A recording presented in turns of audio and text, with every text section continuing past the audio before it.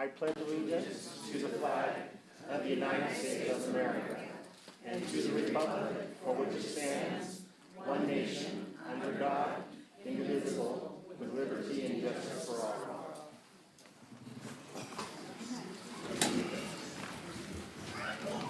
Roll call, please. Councilmember Stacy Green. Present. Councilmember Ken Palfini. Here. Councilmember Susan Tavalero. Here. Mayor Kim Green. Here. Councilmember Bob Hall is absent. May I get a motion? I so move. I'll second. In favor? Aye.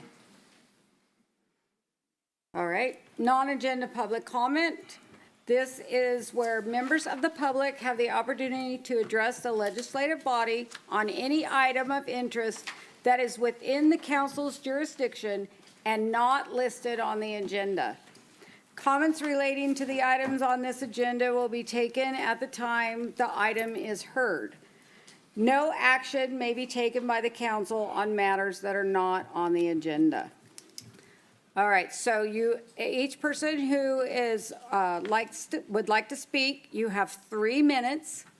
And please, for the sake of everybody here, if you have something that somebody else has not already said, then by all means come up and let us know. But try not to repeat what everybody else has already told us. So I'm guessing up to the microphone, name and address. And you can adjust that mic down so that you can, Thanks. there you go. Thank you. My name is Deborah Nancy Goss, and my address is 737 South Weed Boulevard, number 20, here in Weed, California. I would like to address all of you to bring up a subject that's very important. It's about eviction and displacement of all the tenants at South Weed, at 737 South Weed Boulevard. And it's regarding the owner, SAE LLC, and Mrs. Sarah Elrick, whose manager of the property is Charles Anthony Rose. And they have issued us a notice saying that we have 90 days to get out of this property with all 30 properties, all 30 tenants. So I just want to read my comments, if I could. It's your time. Thank you. Getting elderly, sick, and weak, and being young and just beginning are a real part of society. We, the tenants of the above address, were each given an eviction notice by Mr. Rose from Mrs. Ehrlich and SAE Associates LLC, saying they were going to go through each unit for repairs and all tenants would need to be out by May 20th of 2022. An eviction notice stops a person from being able to rent for 7 years. The notice given says that the city of Weed was issuing permits that were necessary by March 31st, 2022. We believe Mrs. Elrick's business name is Temple of Source and that there may be no business license for SAE Associates LLC. We were informed verbally that Mrs. Elrick had bought the church across the street to be used as a retreat center and that ceremonies and classes would be held there and that the units would be used for housing retreat participants as an Airbnb. We've been told that California is discontinuing the practice of Airbnb in California. We also have been told that some of the classes she will hold include microdosing of drugs for spiritual reasons. We do not know if this will be an outlet for sales for the drugs or not. The primary issue is displacing veterans, the low-income elderly, the low-income working families, the HUD-assisted, the low-income single-parent working households with jobs locally and no transportation available, they walk, and the disabled. In Siskiyou County, we have found that there is almost no housing available, and the waiting lists are over 6 months for subsidized and low-income housing if you're chosen as a tenant. COVID has made a huge impact on housing in this region. Research has found that 1-bedroom units are available for $700, 2 bedrooms at $800, and 3-bedroom units for $900 to $1,600. Not affordable by all the tenants living and working here in Weed. We believe that this action on the part of Mrs. Elrick and SAE Associates LLC is not in the best interest of the city of Weed or Siskiyou County. The loss of active workers, commercial trade, professional, medical, and business banking, and banking business and community involvement by all these individuals and families, which affect 1% of the community of Weed, is significant, not to mention the extreme hardship on all these households. We have contacted Legal Services of Northern California to assist us, and they have agreed with our grievances. I have their regional office numbers and their phone numbers. We would like to request a probe into the Weed City's prohibitions and allowances regarding, number one, evictions of an entire group of tenants without cause in 90 days and not allowing an opportunity to re-rent. Two, the developing of an Airbnb of such proportions in the city of Weed. And three, can we, as a group, can we develop an initiative or a petition for defense of this 1% of Weed's population?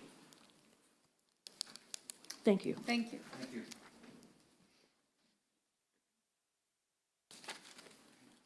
Anybody else?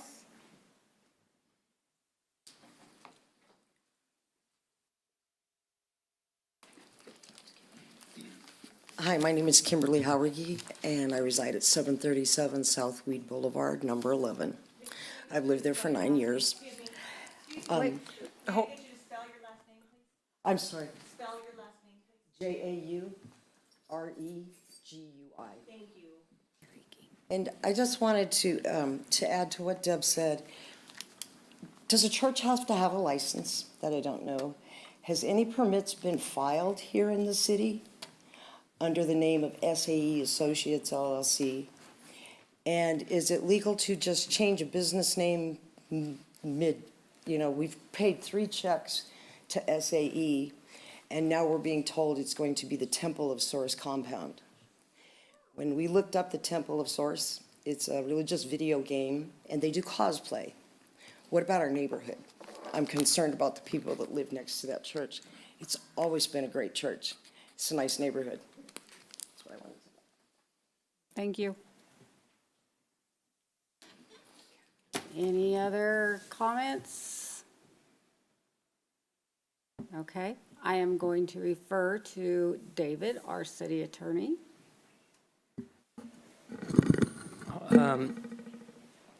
Well, there was a number of questions. I don't think I can answer all of them. I will say that the rules concerning landlord-tenant regarding mobile homes is highly regulated under state law, and it is a state and HCD matter. It's great that the tenants have reached out to Legal Services, because I know that is an agency that has helped many tenants in the past with issues. Whether or not what the mobile home park is doing is legal or not is not something that is really within the city's jurisdiction, or nor do I have a legal opinion about that one way or the other. So I think it's something that the tenants will be able to move forward with the help of Legal Services. And with respect to, obviously permits and things like that, I don't have any firsthand knowledge about what's on file. And then with respect to whether certain corporate entities can change names, I mean, those are, again, those are provisions that are controlled under state law. Corporations and LLCs are registered through the Secretary of State, and that would be the agency to whom the folks would want to turn their attention.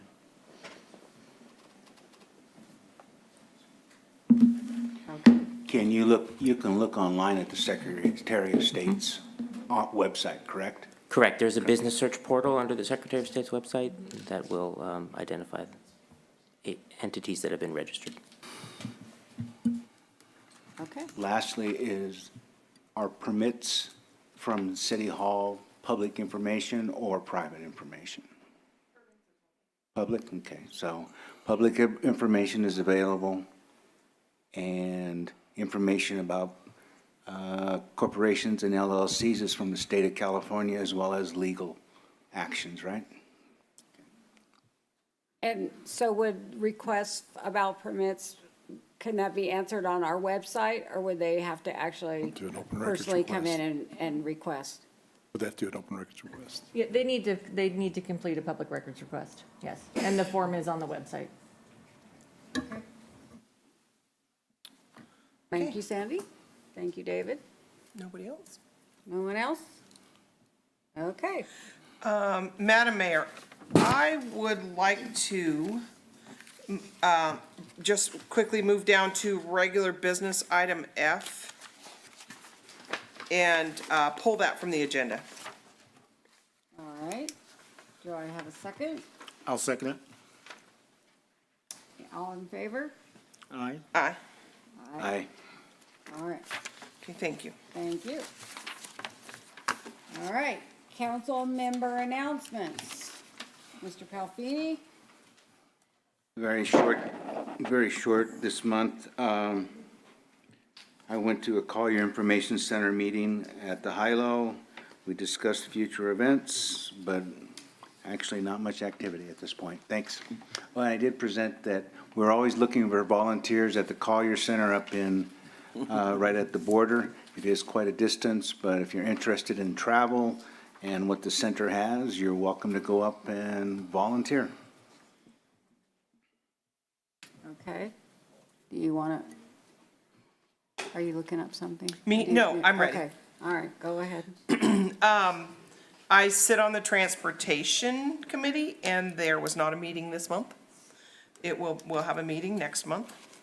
And also next month, for the council members, remember, April 13th, Wednesday, April 13th is our next Lola meeting, which, for the public, that is a League of Local Agencies. It's a meeting that we meet 4 times a year, and it's all the city councils in the county.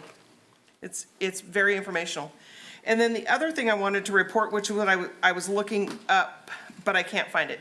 The city gave TOT money to the Disc Golf Association, the local Disc Golf Association, and they had a tournament last weekend. I believe they always have tournaments when it snows. I do too. Or Maybe it they need snows to have every more time- tournaments. Yeah, every time they have a tournament, it snows. Anyway, they had 83 people come to the tournament, and 75% of them stayed at our hotels. So that's a good thing. Yes, that's a good use of our TOT money. What's the date of the league and what city is it going to be in? April Montague, on the 13th in 13th, Wednesday Montague. the 13th. Thank you. Okay. Stacy, do you have any reports? Yes, I attended the Wairika City Council meeting that talked about housing, and I received that presentation. I forwarded to our folks here so we can have it on file. If we have any issues, we have some details of how to do things and who to contact within the state government to get things taken care of. And so that's called the HHAP3 overview. So that's all I have right now. Okay, thank you. And I have a question more than a report. Now that we have a bucket truck, do we have any plans for refurbishment of the arch? I believe the chamber is the one that coordinates the. Well, it goes back and forth all No, the no, time, so. yeah, I understand, but they have a group that's worked on the arch, and the problem last summer, I believe, was the fact that we had no bucket truck, and there was no lift available for rental, and Mount Shasta didn't have anything available either, so, yeah, we always will assist with the chamber Okay, and whatever. so I can just bring the information back to ask the chamber. Sure. Okay.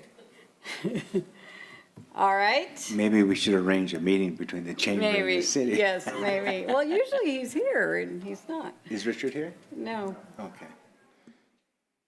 Okay, so that's presentation for a proclamation declaring March 10th, 2022 as Crystal Geyser Roxanne Spring Water Day in honor of the public-private. Can we have them come down first before you read all that? Oh, yes. Okay.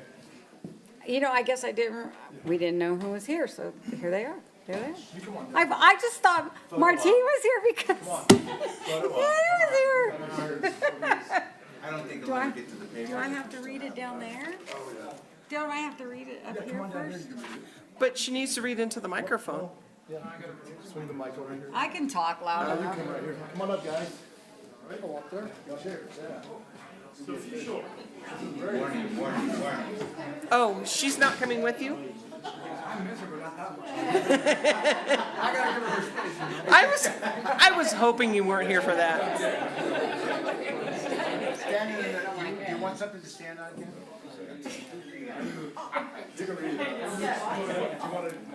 Okay, so, proclamation of the City of Weed Council of the City of Weed honoring C.G. Roxanne. Whereas Weed was founded in 1901 and has a rich history of lumber mills, breathtaking views, beautiful landscapes, tourism, and clean spring water for its citizens and visitors. And whereas the City of Weed recently faced a dilemma regarding the water rights to the Bohan Springs and was engaged in a lengthy legal battle to permanently secure those rights for our citizens and future generations. And whereas city officials met with executives with Crystal Geyser Roxanne in the spring of 2020 to discuss a possible public-private partnership to permanently secure the rights to Bohan Springs for our community. And whereas after 10 months of negotiations, in March of 2021, Crystal Geyser donated $100,000 to the city, 1 million, oh, I'm sorry, to the City of Weed and financed the remaining $1,200,000 for the water rights to the City of Weed with zero interest. And whereas the City of Weed recognizes the significant contributions by Crystal Geyser Roxanne, along with their promotion of economic development, providing quality jobs with livable wages, scholarships to Weed High School graduates, and production of the #1 nationally distributed bottled spring water in the United States. And whereas the City of Weed would like to celebrate our public-private partnership 1-year anniversary with Crystal Geyser Roxanne. Now, therefore, I, Kim Green, Mayor of the City of Weed, and the City Council of the City of Weed, do hereby declare March 10th, 2022, Crystal Geyser Roxanne Spring Water Day, in honor of the public-private partnership and permanently securing the water rights for the City of Weed. Madame Maire, thank you.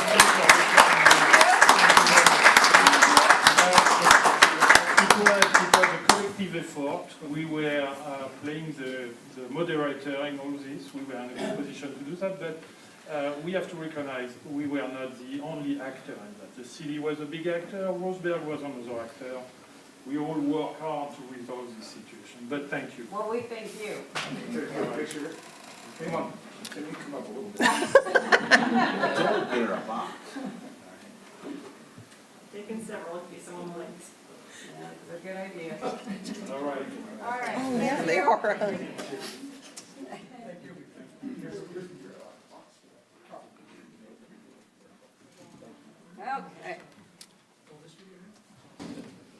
That's a lot of reading. Mm-hmm. You remember? And Crystal Geyser, people, before you leave, I just want to let you know, last weekend I went to San Jose for a Rotary meeting, and we brought our own 2 cases of water because we refer to ourselves as water snobs. I refer to Sorry. myself as that too. I shared it, though. And look, I'm the only one up here with my bottle. Up here! I like to tell people that comes out of my faucet. Thank you. Thank you. Thank you. Okay, we have a presentation by Carrie Moltz, Tammy Quigley, and Kelly Zoltoff. Am I saying these right? Zolotov. Zolotov of Caltrans District 2 discussing the Weed Boulevard project. I have handouts. Oh. I have 2 handouts. We have stacks up here. I gave you some nighttime reading. Okay. All right, good evening. Thank you for having us. I'm Carrie Moltz. I'm a project manager at Caltrans. We are here to present to you, we've discussed before, but the Weed Boulevard pavement project that's coming. We're in advanced planning, and when I say advanced, it is out there. 2028 is when we're going to be coming into construction. But we're in the process of putting our document together, our report together to send to the CTC to get it programmed. So we want to take this opportunity to let you know about the project, hear your concerns, tell you what we plan on doing, and try to answer any questions that you may have. So the limits of the project, it's going through your Boulevard area, 97 from the beginning, and we end up going all the way out of town, about 11 miles. And then we have the 265 section. We're going to rehab that area as well. Next slide, please. I'm not going to read all this, but if you want to get into the need and purpose of the project, I supplied it to you. We can skip to number 4. And then this is kind of starting the details of the scope of the project. We are doing a rehabilitation through town, and then we're doing an overlay out of town. And then the next slide kind of gives the visual of it, of what we're going to do. So in the pink, that is we're going to dig out the pavement, and we're going to put it back in concrete. We're also going to hit the sidewalks up, because even though we did them 20 years ago, or by the time this project comes in, it'll be 20 years, we want to make sure they are ADA compliant, and they've also shown some wear from the weather that you get up here, the spalling from the freeze thaw. So we'll be redoing the sidewalks, making sure they're all ADA compliant, putting in concrete so that hopefully we stay out of your hair for 40 years after that. In the blue is the same type of rehabilitation, but it'll be under asphalt. No sidewalks in that area. It'll look like what it does today, but brand new. And then all the orange, yellow area is just an overlay of asphalt. And then next slide. This is the entire project limit, so the 11 miles out of town, this is to the extent that we go to. So that's the quick, easy part where we just overlay it and we get a couple miles done a day. Next slide. Okay, so just some other work that we're going to be doing. We're going to be replacing some culverts that are in bad condition. The curb ramps, complete streets elements, that's the next presentation. So probably a lot of your questions Tammy is going to go over, where it's more community-based. But just for the nuts and bolts, signal loops, utilities, we'll have to find all your underground utilities, make sure we don't hurt them. Next slide.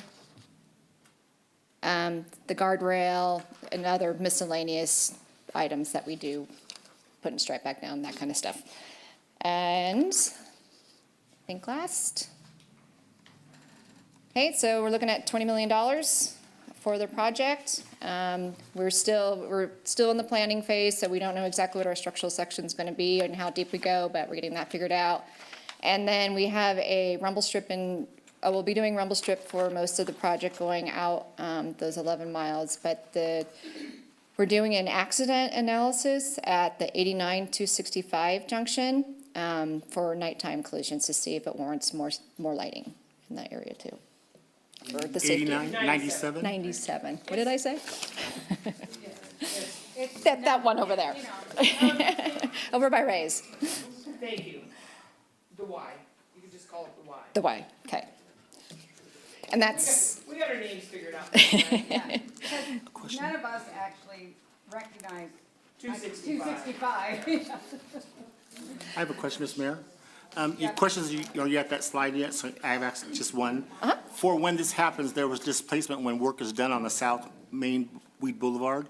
What's the strategy for when this work starts? How will things, well, you may not have that plan, but there was some disruption of traffic and local people, how they get to certain stores, gas station. Is there anything, thoughts about that? You don't have to explain that, but I was wondering if that thought process is there. yes, especially because it's concrete, it is a little slower. We'll probably do kind of like a jointed plain concrete, so we can do small sections at a time. This summer, you can get firsthand feel of it because we're going to be doing the downtown Yreka project, and it's the same concept, but we really work close with the contractor on that one on keeping driveways open for businesses, at least one at all times, or if we can't, it's nighttime work, and then we do a rapid set concrete so that we can open up for the business the next day. We've done a lot of planning to make sure that businesses have access at all times. We'll be looking at some nighttime closures, work at nighttime to keep the business open. And of course, you have to balance that because the motels don't necessarily like us working at night, and residents don't like us working at night. So, but we'll be working with the community a lot more as we get there. You were answering my questions. I was thinking exactly what happened last time. Yes, thank you for that. Okay. Okay, I have a question. Yes. Will any of you guys be getting on the freeway at the Central to go south when you leave here? Because watch that great big hole. It's right in front of the old Scott Valley Bank. Yeah. I mean, next question, I'm sorry. Everybody needs their. Sorry. I think somebody was looking at it the That other was day. my when they were passive by. aggressive way of letting you know it's there. I think there was discussion, Craig, for possible enhancements like lights a certain way. That's not going to be discussed in this project, right? Certain streets like this corner of Bowles Avenue and South Weed, maybe moving the crosswalk? Crossing? Yes, Is- that will be in this. Okay. That'll be in the complete Okay, it streets wasn't portion. announced, that's I important. would love to, Also involve the, at the Lincoln Heights at 97 and what is that, Park Street? Is it Park Street? What is this? Lincoln. Lincoln and. Lincoln and 97. Well, that include, there's a, Flashing light. does it? Yeah. There was a wreck there, What, was there? Okay, great. Well, at least we had lights on. but no pedestrians. Yeah. Yes. All right, okay. thank you. Uh, Any other questions? There's another Yeah, I presentation was too. gonna You say can, Tammy's. okay. Thanks, Carrie. Well, good evening, Mayor Green, City Council, and staff. I'm Tammy Quigley, and it's great to be here tonight. I am going to talk about complete streets and that aspect included in the project and anything else that needs to come up for conversation as well. The office that I manage out of the District 2 office is Complete Streets and Livable Communities, and we're very focused on our areas that are main streets, although we have a boulevard here, and we want to recognize that it's not the main street for this, so I'm going to do my best to refer to it as a boulevard. But it's essentially where the state highway acts as your guys' livable community space. So we, in these instances, spend a little more attention, as we should, within community space and with our public agencies and our partners to make sure that we're trying to discover what all those needs might be and then address them where we can. So if you want to go ahead and go to the next. What I'd like to talk about is just a few things today. I want to cover the background. I'm actually going to start at the bottom bullet and talk to you about what complete streets are when I'm talking about them, because it's really kind of this umbrella term and it's kind of ambiguous. And when I say it, everyone probably thinks something different unless you're from Caltrans.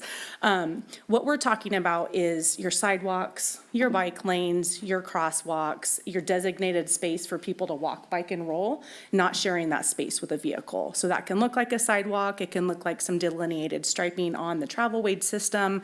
It can look like a really nice enhanced crosswalk at Bowles and things beyond that. So for our context, what Caltrans is able to do is kind of a very standard approach. We can put a bike lane in, we can put a sidewalk in, we can put a crosswalk in, or those separated paths, and we can delineate some of that. So when I say complete street elements, those are the features that I'm talking about. Super excited, and there's a little bit of a description there on the right that basically comes out of our highway design manual. So that's how we standardize the practice. Super excited. Everything before what we call this shop cycle, this project is being programmed in the 2024 shop cycle. And everything before now had no designated funding for complete street elements. It's typically been very pavement focused, bridge focused, or our ITS, traveler information, or culvert systems. And starting in this cycle, we actually get a little bit of a budget. Not a lot, but we're hoping to spend what we can within the community based on the needs that we heard. So we're excited about that moving forward. And a large aspect, and I touched on it a little bit, was in that engagement piece. So as soon as we knew about this project coming forward, I was on the phone with Craig and with City Council and Sue Tavallaro at the time. Can we come up and talk to the community? It's really important that we know what the needs are. With our goals, we're to try and determine that I'm not sitting down in Reading or wherever I'm teleworking from and trying to figure out what the needs of the community are here. So that was kind of the aspect and the backgrounds of getting here today. Next slide, please. Want to talk a little bit about that community and local engagement. It was just about a year ago that we knew this project was going to become under development. So we were fortunate enough during that time to have a local effort taking place where I was developing a district-wide active transportation plan. That gave us access to an online survey. And at that time, super important because most of us were not sharing any kind of space together given the COVID restrictions. So we launched that pretty quick, and we did get some decent results here locally that I'll talk about shortly. Also, gave us an opportunity to reach out and connect. We had a great walking field review here. Much of these people in the room were there, as well as some community members, and we also did have Corey from the Siskiyou County Economic Development. So there's a picture. We walked most of the Boulevard section and the 265 section, and where we talked about what those needs might be. Also creating a wish list, and I'll talk about why that's important as well.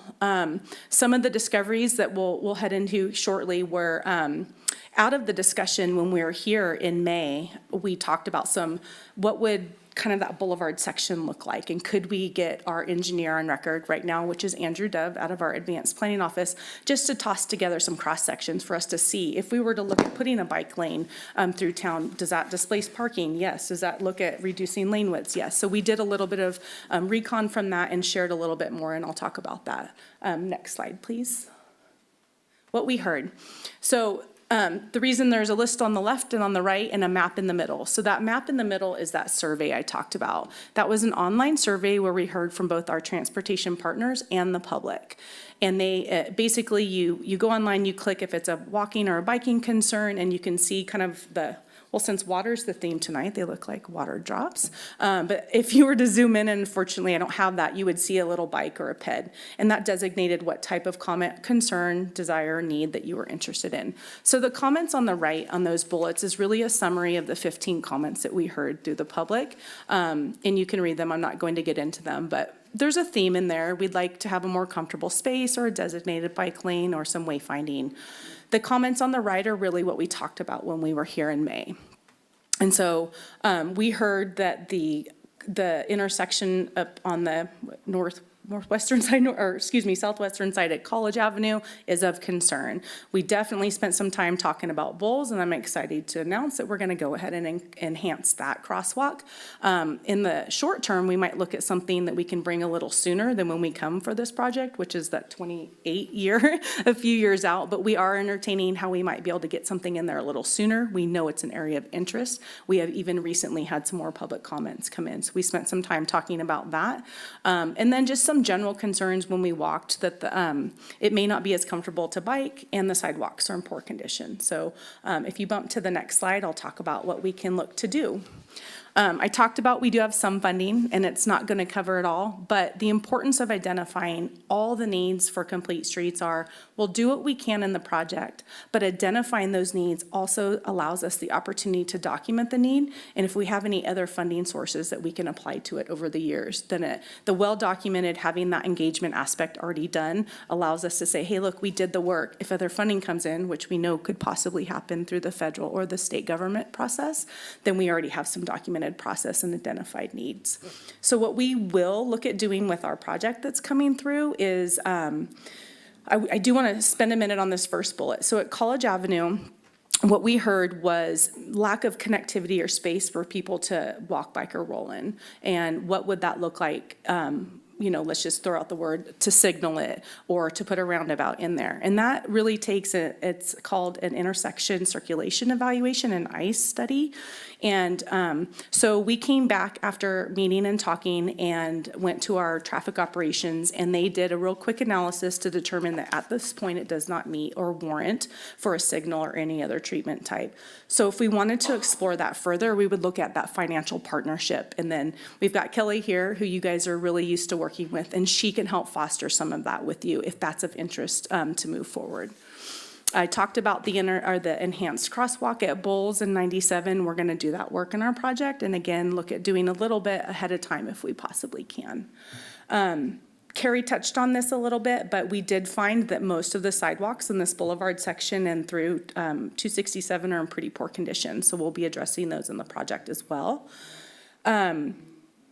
The piece coming through town where a lot of the discussion was, great, it'd be great to have a bike lane. And we heard that, and we brought that information back, and we did share it internally with Craig, couple different variations. If we put bike lanes in, if we separated and put everyone on one side and shifted things, what would that look like? And Craig did some networking internally. And what we need to talk about, if that were to be the case, is displacement of parking, right? Reduction of lane widths. Those aren't anything that we really resolve at this point. So we're going to go ahead and move forward with the same configuration that we have, knowing that if through the whole process something comes up and we need to identify it differently, we've got a little groundwork done.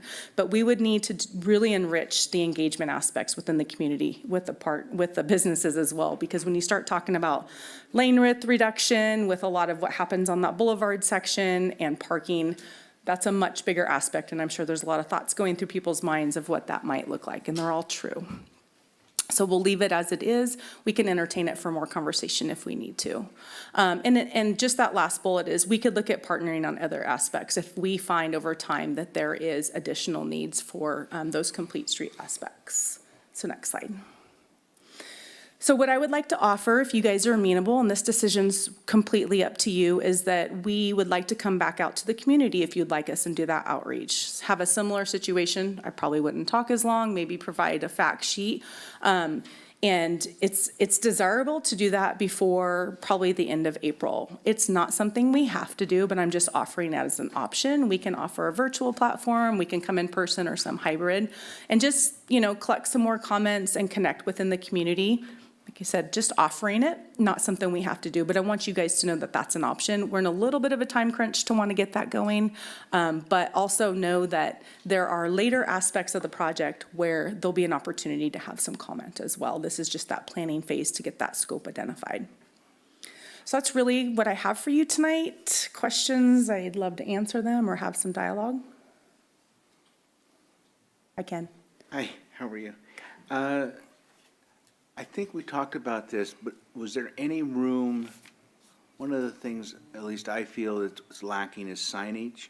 Okay. I don't know if there's any room in what you're doing for the signage issues on, it's great to have a sidewalk, it's great to have a bike lane, but if you don't know where the heck you're going. Like a wayfinding, like this sort of? What I just noticed in town is if you get off the freeway, it's really difficult to kind of navigate this city.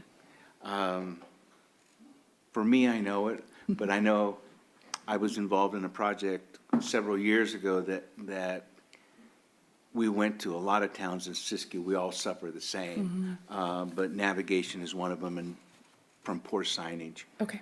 And the other thing is, I noticed getting off the off-ramps, a beautification issue. Is that also or potentially in any of this funding that's? Particular to this, for both of those, well, signage maybe, the beautification maybe not, but there are a lot of opportunities as we speak that are coming forward with beautification. It's Clean California is kind of the program through the federal bill as well as the state bill. Also, there's some other aspects called reconnecting communities. So I've got Kelly taking some notes over here for me. We can definitely come back and offer what that might be available. It typically is coming right now in state funding, which is a lot easier to spend, and it's actually very reachable. So let's get back to you on that and see how we can work together to figure that out. Perfect, thanks. Thank you.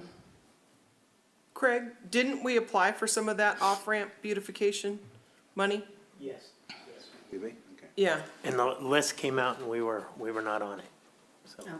Oh, Does Oops. it come up is there gonna be another opportunity? It's a to apply? brand new funding program, and so it's really just gone through the first iteration. Let me tell you, it was hot, ready, set, go.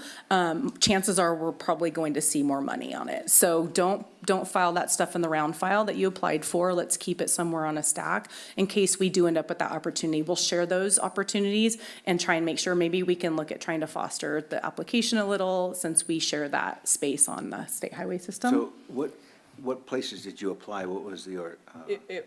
it was a good grant. Did anybody in Siskiyou County get it? Yes.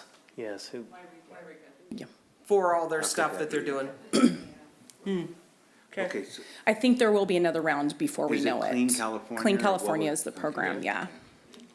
Mr. Mayor, I would just like to add, I moved back 12 years ago, and one of those first couple of years of meetings, Caltrans came, and we met, and there were a lot of suggestions that were given. Did you have access to that information in concert with this project here? I don't know that I go back that far, do you? Kelly does, yeah. I know that we kind of go back that far, but she's the records retention, so let's make sure we have that. I asked Yeah. that for a reason, and then, I do agree, we're not voting on it, we might, but community, outreach, definitely have to, that would be a plus, I can tell you that right Okay. now. People want to know what's gonna happen, what the change is, Okay. and as long as you over-communicate that, that's gonna be very well received. Okay. Would you guys have a point person I can work with to try and arrange setting and space? Sandy, thank you. Oh, you volunteer. I know that's what they get me for. I figured as much, but I didn't want to It assume. looked like a defensive move myself. Okay. Is any of that out 97 that got rebuilt after the lava fire get scratched off the list because it got redone? Yeah, I would imagine the guardrail. Okay. I brought Did my it- posse to answer questions. Good. Did it get, It takes a, will you not have to repave that also? No, we will repave. Okay. But the guardrail and the. Too long of time period. We didn't do anything. Well, that's true. It is 2028. We brought all the guardrail up to standard. Okay. I think just to add on, you mentioned about some extra funding that may be still coming through. How will we be notified? Because I said that at that meeting 10 years ago, but we didn't receive. As long as we are in the loop to get the information, that would help us a lot too. We're hopefully going to overstate that, so hopefully you have to delete 3, and you got 4 or 5. We have traditionally in the past not been very good at that, and I concede that here today.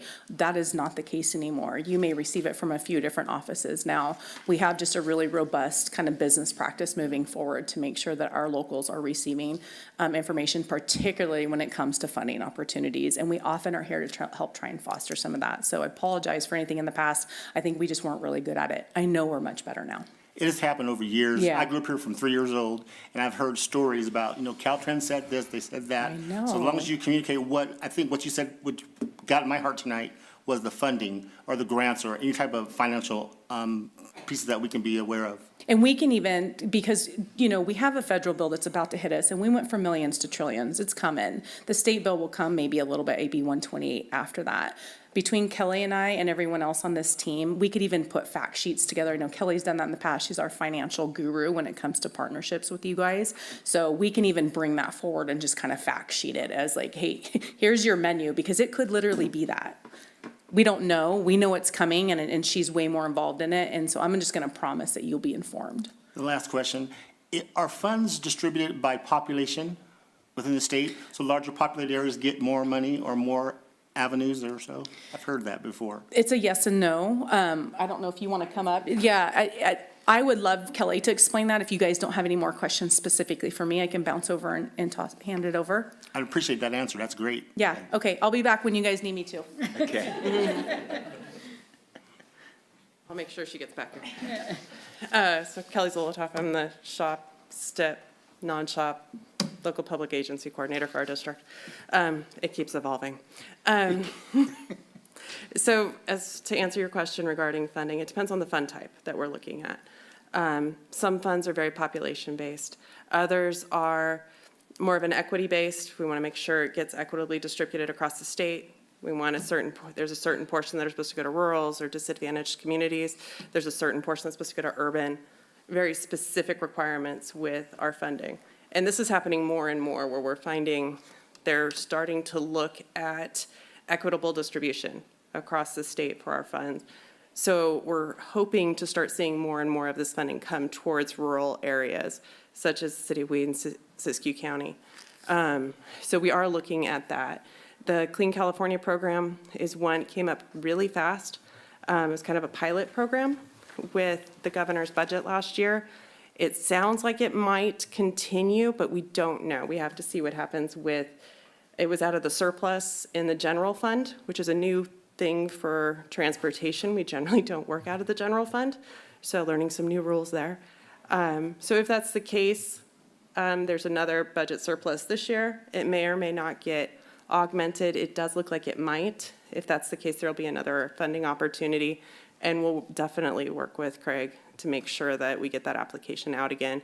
And we can now compare it to applications that were approved and awarded funding.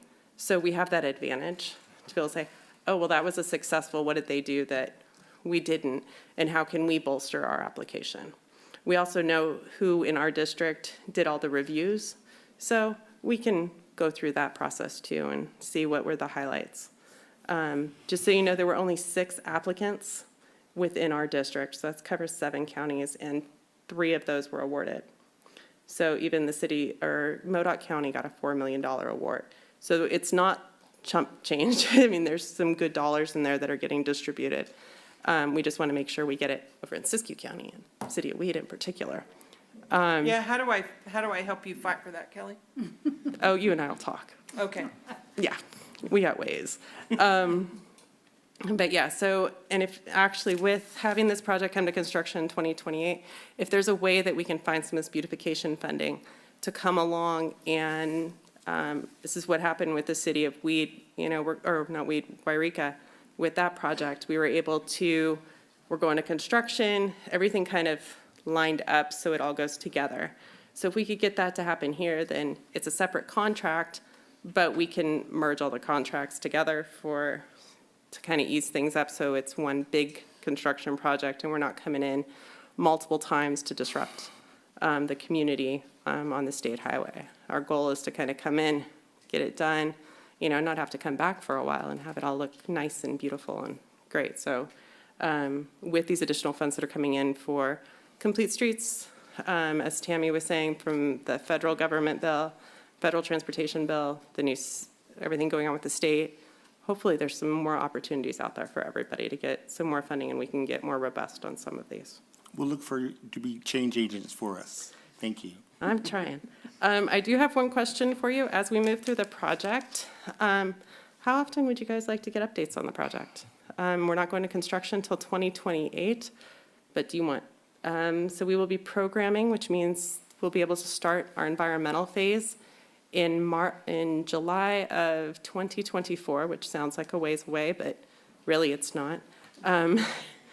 So do you want us? I know. I'm sorry. Once a year or twice a year, I think is good enough for informational purposes. When Okay. things start happening, people can remember that, I think. Twice a Okay. year or once a year, whatever strategically works that you know in your experience. Okay, and then if we prepared a fact sheet to kind of provide when we do have kind of more of a minor update, would that be beneficial? That could be shared with the council. You guys could post that. Right, in newspapers or on a website, sure. Yeah, if that would be good. I beneficial. think We it want to would be make good. sure that we're including the city council, the community in our projects. So, and we're reaching out in the way that you would like us to reach out, not the way that we think that we should reach out, which is a very different thing sometimes. So I'm trying to modify that. The reminders are good, not only, it's good for us as a body, but it's also good so that we can get staff and us working together. Absolutely. We do the same thing. We make sure we have our field maintenance, our construction, environmental, everybody together and moving forward on the project. So thank you all for your time. We really appreciate it. If you have any further questions, I know Sue has my information and Craig and Sandy. So, oh, and Carrie's got another thing to add. Thank you. Thank you. Sneak in one comment while I have your ear, and just to let you know that before I've been talking, we're going to have the Dunsmere Gap project coming this summer, where it's the I-5, the northbound lanes. We have been delayed, so you get one more year off. So What, Off ramps. so what are they doing in between Mount Shasta and Weed, in the median, near Abrams Lake? They're taking out a bunch of trees in that middle. And after this project at Southweed, now you got me watching about taking out trees. Are they doing something in there, or Is we're that just the using it for disposal burn site? pile? It's a clear recovery project. Oh, We're using it as a burn pile? no, it's a clear recovery project, so any trees that are within a certain distance of our traveled way, they're deemed unsafe, and Oh, so good. we're taking Finally, them are out. we doing that on 89 too, or no? Because we'd have to take everything out of 89. It would be the same project, depends where it is on 89, but the clear recovery job is a certain distance off the roadway if the car Right. veers off the roadway. And if the bank is too steep, we're flattening those slopes, we're cutting any trees that they could hit. So it's just it's a safety feature. Okay, 89 is not part of that project, it's only on Interstate 5. Thanks. Any other questions? I knew that statistic. Oh, bye, drive safe. Bye. They have to be. Yeah, look for the pothole. Okay, moving on to the consent agenda. I will entertain a motion to approve the consent agenda with the correction. Make sure you make the correction. Yes, so I will make a motion to approve the agenda. Correction on A, there are 3 seats that are up and not 2. Do I have a second? I second it. All in favor? Aye. Motion carried. Action on that, sorry. Can I ask a question on there? Or we have to pull it before I ask the question? You can't ask the question on it, right? I just want to know if the people that are involved in that, do we have dates on when everything has to be turned in or all that? About the elections? Yeah. Yeah. Sandy, we'll get that to you. Okay.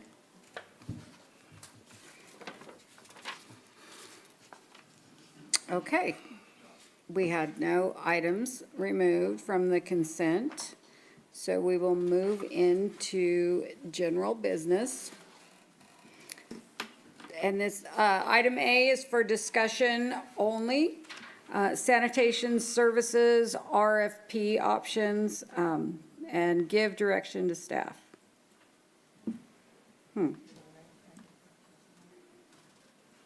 Madam Mayor and Council, as we discussed in our agenda meeting earlier, we are looking at a couple different models. The current model that we have is simply a model for just providing services for the city of Weed, in which the hauler simply gets paid a monthly fee for hauling the waste from our customers. And we just simply pay them a check for providing those services. The customer service, customer complaints primarily come through us. And then we have to contact the hauler to make sure that those things are being taken care of. One of the other models that we were looking at is the Wairika model, which by ordinance has a franchise agreement with a hauler in which the hauler provides all the service, both the hauling and the customer service, the billing, and simply pays the franchise fee back to the city, similar to what we have with our cable company, our electric company, we do have one gas line out on Vista that we have a franchise agreement with Blue Star that pays on that as well. So those are the 2 models that were brought forward. We kind of talked a little bit about the pros and cons of both the services. The pros for going to the Wairika model is simply that I believe it provides more skin in the game for the hauler, providing that they are the ones that do all the customer service, all the billing, the collecting, the handling of customer complaints, and assuring that those customers are getting adequate services for the fees that they pay. So at this point, staff is simply looking for direction as to where we need to go with the RFP process. Do we want to go with status quo of what we currently have, or are we going to look at providing another level of service with similar to what Wairika provides to their citizens? Mr. Mayor, if that's your presentation concluded? Yes, I mean, it's a summary of what it is. Entertain any questions at this point? My vote is to go for the second option, which was addressed, what's proposed. I think it would be best on what we currently have, what we're looking forward to, and the enhancement to our services for the citizens of Weed. That's my vote. Well, yeah, and this is just We're a not voting discussion. yet, but yes, you're Yeah, in favor of but that. just if you're just giving us some general direction, that's all we're looking for tonight. So right now, there's 4 or 5 disposal companies in the county. And any of them could bid in this fashion. Correct. It's just whether we're going out and saying, this is the only way we're taking it. Correct. Yeah, okay. I think they would bid according to what's necessary if we're a viable candidate for their Sure. business. As discussed earlier, I do believe that the 5% franchise fee does have distinct advantages potentially to the city where we could use that a little bit differently or With our or general fund. as we want to spend it. I think it relieves manpower at the city level. It really does reduce accounting services. Correct. It just takes that out of the whole, it's not so complicated for an audit service where you have to account for every piece of equipment and time and all of those things that go into that, so. Yes, it would be simply collecting a check. I think the city of Wairika, after talking to their finance department, I believe they get theirs on a quarterly basis. So once a quarter, they get a franchise fee from the hauler, which I believe is Wairika Transfer, provides them a check. And then they have complete access to their books as to, the revenue that's coming in. So just for checks and balances. And we still have to go through the 218 process to establish the rates so that they're equitable to all the citizens, right? Yes, that is the conservative approach. Okay. I think we should explore it. Well, if that's the direction of council, we would like to move forward and start putting together, working with our city attorney and making sure that we have all of our Ts crossed, Is dotted, and move forward. I think everybody's in agreement. I am in I am. agreement with that. Do I To take, take off those poor ladies in the office. no, Nope, just go to the next agenda item. okay. Oh, do you need, Public comment? oh, Yeah, I'm sorry, yes. That's what I was asking. Oh, I'm sorry, I thought you were asking if, okay, I apologize. That's okay. Do we have anyone in the audience that wants to make any public comment on? Yeah. So next time, you won't be calling us. Oh, wow. Wow. So, All right. Moving on. Discussion item, discussion of dedicated 0.25% sales tax, give direction to staff. yes, Madam Mayor and Council, there was a request by Mayor Pro Tem Green last month's council meeting in regards to placing this on the agenda for discussion. The Measure M was put on the ballot in November of 2020 for our citizens to vote on. It was a 1/4-cent sales tax, which the proceeds were going to be divvied up among several different entities, including the Parks District, the cemetery, I believe, public safety, and a portion of it going to a reserve account for emergency spending of that nature. So it was brought back to this governing body for a discussion as a possible getting direction on whether or not we want to go that step again for this, because we only have a couple more months before we'd have to put everything in play in order for this to happen. So, but at this point, I mean, we're going to open it up for discussion among council, and I know we probably have some folks here that want to talk about it as well, so open it up. Yeah. Do you want public Public comment? comment first? Okay. All right, so public comment, and whoever wants to go first, name and address. My name is Shirley Satana Dutt, and I live at 792 Stringtown here in the city of Weed.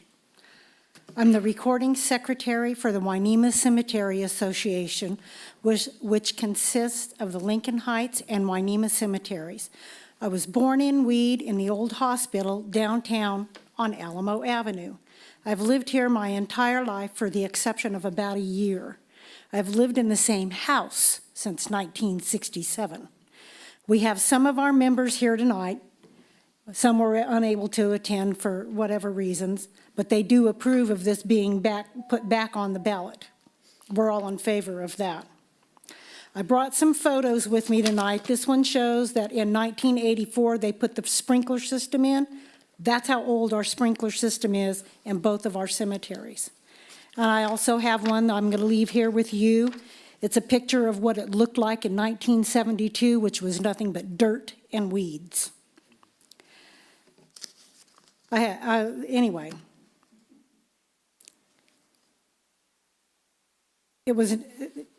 I can remember they used to have cleanup days for Memorial Day and Veterans Day, and everybody in town used to come out and pull weeds. That's all we did for a week was pull weeds, just to kind of clean it up, but it was still nothing but dirt.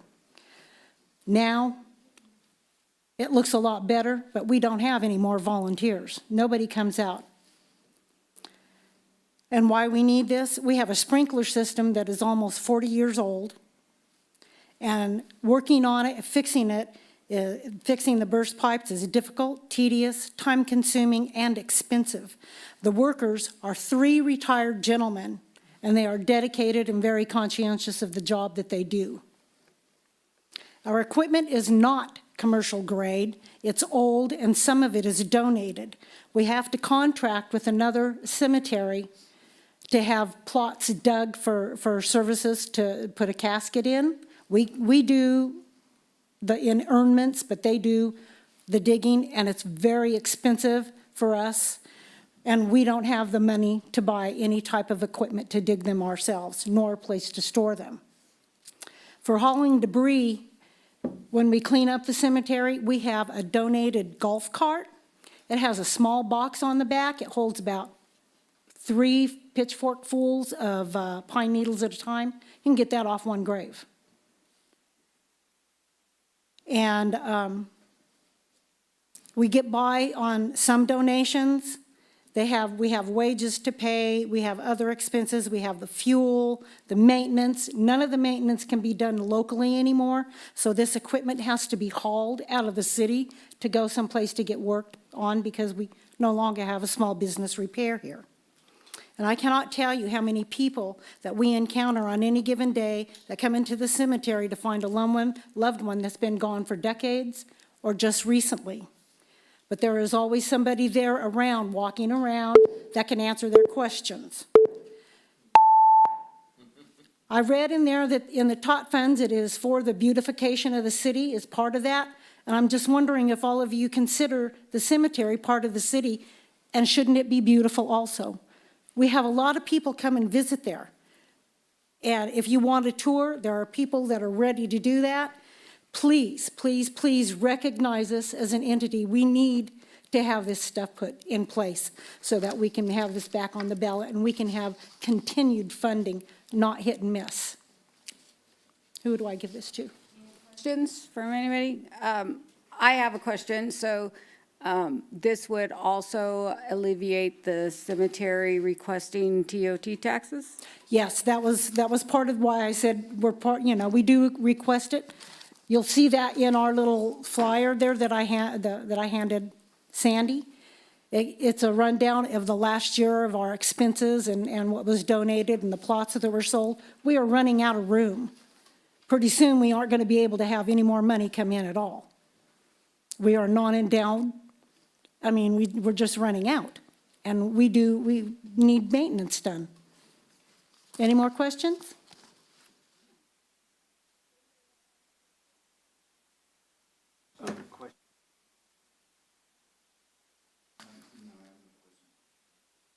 Can I add one other thing? I was born and raised here, and I've watched the process, and it's amazing to go walk around over there now. You should go and see it. It's beautiful. Thank you.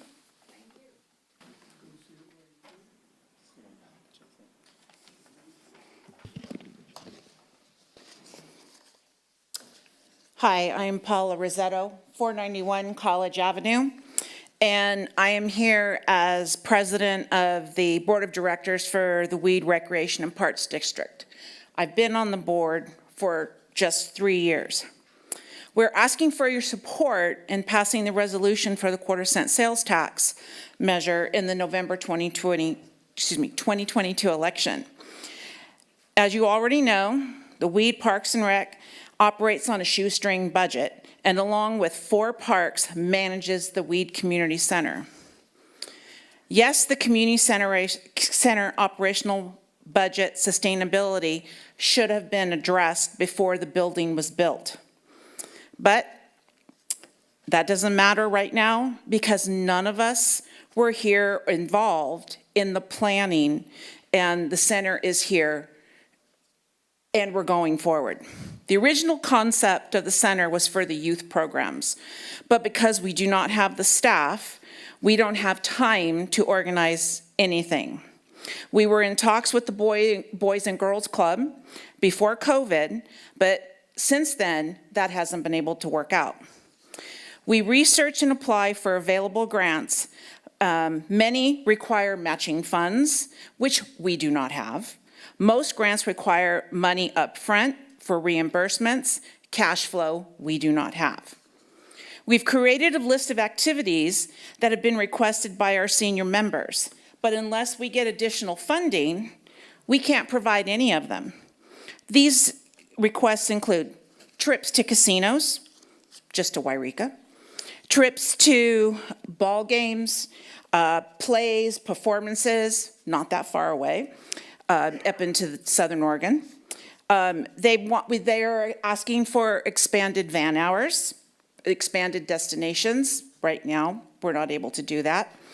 We want to continue the senior lunch. Can't do that because lack of funds. Other needs and requests for the community center have been youth programs and events, a community garden co-op, another dog park, expanded night and weekend center hours, additional fitness classes, pavement and parking area redone, landscaping and sprinklers. Recent unexpected repair costs have been the pool deck after 3 years. The other one was dissolving. We have that fixed. 3 solar panels needed to be replaced due to vandalism. The dehumidifier for the pool, constant problems. We need a new pump on the ice machine. Major repairs to the Bel Air Park, or excuse me, the Bel Air Pool. Repairs to our kitchen range. We had a windstorm, the roof vent blew off and took the guts of the heater with it. Liability insurance the liability insurance, oh my Lord, it went through the roof. Parks and community requests. Carrick Park needs a new septic system. There's a house out there that needs to be remodeled. The basketball court pavement needs replacement. Dead trees need to be removed. Plus, there was a request for additional horseshoe pits.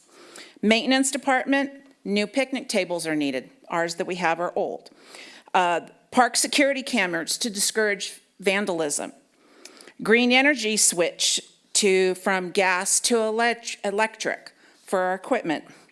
We need a backhoe and a tractor. I'm leaving copies of our yearly budget where you can see our costs and deficiencies.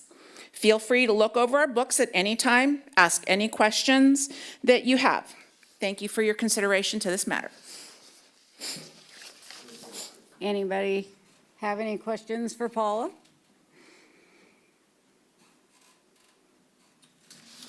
I just make some comments and they can ask questions of me. Well,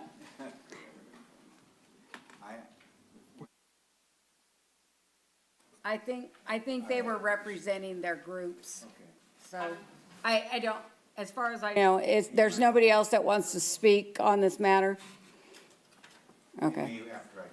Okay. Do you have your microphone on? Your microphone. Okay, unless other council members have questions. The first thing that's up on this item is sales tax, which is actually for municipal purposes. Usually municipal purposes are regarded as city purposes. My first question is actually to our attorney, and that first question is, some of these funds that are asking to be expended already have a funding mechanism. And as far as I know, with Park and Rec, that funding mechanism is property tax. So are we allowed to use a municipal taxing mechanism to fund an entity that already has a funding mechanism such as property tax? Yes, the city can essentially donate general fund money to another local agency. The limitation there would be the constitutional limitation on gifts of public funds, but because the city would be giving it to another local agency, there is a public purpose to that. So that is permissible. Okay. If it was a general tax, general sales tax, what that means is that whatever council is sitting at the time, they get to decide where they want that general fund money that's coming in to go. One year, they might want to donate some money to the Park and Rec District. One year, they may not, and there would be no mechanism by which the Park and Rec District could compel the council to provide that donation. If there wanted to be a dedicated stream of funding, then you're talking about a special tax, and that requires a 2/3 voter approval. And that would be something Of the different. council or of the population? Of the voters. Okay. So is this considered, what they're proposing, is this considered a special tax or a general tax? It looks like Measure M was proposed as a general tax. Does it qualify as a general tax? Yeah. It could- Based upon what It they're could be asking? you could do a general tax like that. So as a city council, we could decide on where those funds were sent, and even though Park and Rec doesn't request them, or request them, doesn't mean the council has to give them. That's exactly right. If it's a general tax, which only requires 50% plus one of the voters, that money will be the council's money to decide what to do with. Okay, so currently we have a 1/4% sales tax already as a general tax. Is that, am I okay with that? Okay. So currently we spend roughly 1/3 on seniors, 1/3 or less on libraries, probably more than 1/3 on seniors already. Yeah, if we consider payroll on the drivers, right? And then the lunch itself. Well, not just payroll on the drivers, but the entire van. So gasoline, wear and tear, all that comes out of the allocation for okay. senior. All right. So I don't know what the dollar number is on that. It would be interesting to find out, because I think that exceeds more than 1/3. Well, and the senior lunch money's not going to the rec, it's going to. I'm not saying what goes to the, I'm just saying where the money's being, seniors. Okay, got it. seniors, Yep, okay? yep. Because I'm just qualifying the money, the council has approved senior spending for the bus, senior spending to drive the bus, to maintain the bus, to insure the bus, and it also does senior lunches. Senior lunches involves exercise, lunch, and usually a program afterwards. And then the snow shoveling for seniors. Snow shoveling for seniors, which is not much this year. I know. Which we need.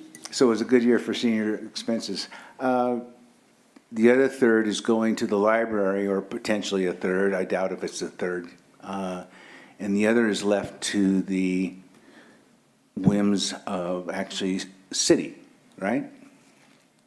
Is there any way that we, as a city council, that means that we can take that money and still keep seniors as they are, spend the library money, and then utilize the rest of the funds for activities at the rec, if we wanted to? I thought we couldn't, because when we voted, it specified that that money would be for senior programs and the library. And emergency services. and emergency services. Back in 2016. But as a general, was it emergency service? 2014? I thought it was for general city services, if I look back right. General fund, what was a piece of that? Huh? General funds was a piece of that. Yeah. So we still, according to our legal counsel, we, according to what I'm hearing, is we still have the ability to mismatch that money around a bit without creating another sales tax. I'm not really positive about sales tax because sales tax, although borne by a lot of the public who passes through here, because a lot of our tax money is generated by gasoline. However, when the price of gasoline is at $6 and the price of gasoline in Mount Shasta becomes $5.95, you're kind of going, it doesn't take long for travelers to save a nickel. Ask those who go shopping in Medford all the time. So I would just leave it at that. So it puts the retailer at a disadvantage somewhat in weed, although we don't have a heavy retail section, I suppose, but still, it is there, it's obvious, so if I go buy a cannabis, it's gonna be more expensive in weed than it's gonna become in Mount Shasta. So if I buy groceries, taxable groceries, same thing. So sometimes by raising taxes, you scare off money. So if we can utilize the current 0.25%, that would make me happy with not raising taxes, because although I know everybody knows me as a flaming liberal, it is not, I am not much when it comes to money. I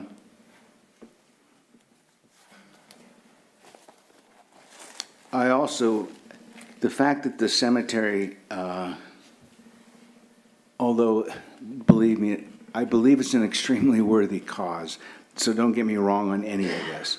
However, the failure of the cemetery to generate enough money to operate,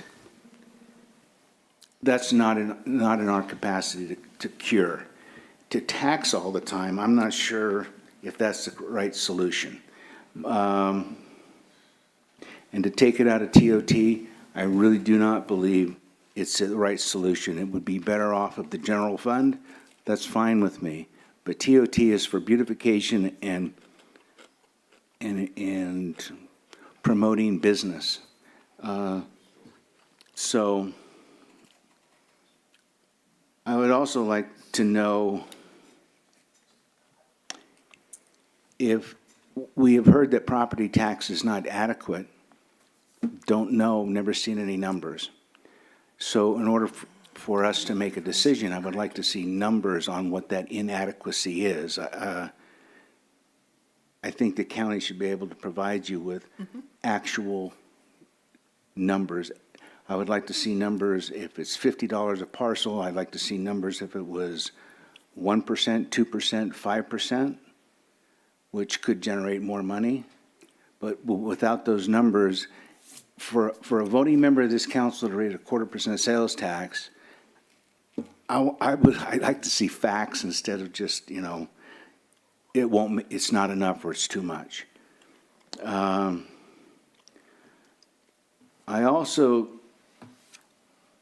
don't know how the rec department, and I know this money is designed to be spent in a lot of different places. I don't know what all those places are, but I would like to see a little bit better idea of where that money would be spent. What kind of programs, what kind of things are we going to do? What kind of programs are we going to have? Have we done any surveys? Have we looked at the community on what they want? I know when we did seniors and when we did the library, we went to those groups and said, we actually did a physical survey. We spent about $1,000 to go and do a physical survey of what the seniors wanted.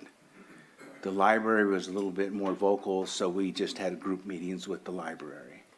I don't know what the community expressly wants. Maybe you guys do, I don't know, but I just, so anyway, those are my questions. I'm looking for answers. Okay, so. Convince me. There's your answers. So those are just, without us going out, those are the wants and the needs of the community that we have gotten so far. And you can see the budget and where the money goes. It's all there. And anytime anybody wants to audit the books, it's public information. I'm not looking at auditing books. Auditing books just tells me if you're meeting your budget and stuff like that. What I'm looking for is if you want $100,000 a year or whatever it was gonna generate, what are you gonna give to the community for that? And that's what I'm looking for. If it's youth programs, that's great, but what is a youth program? I don't have an idea.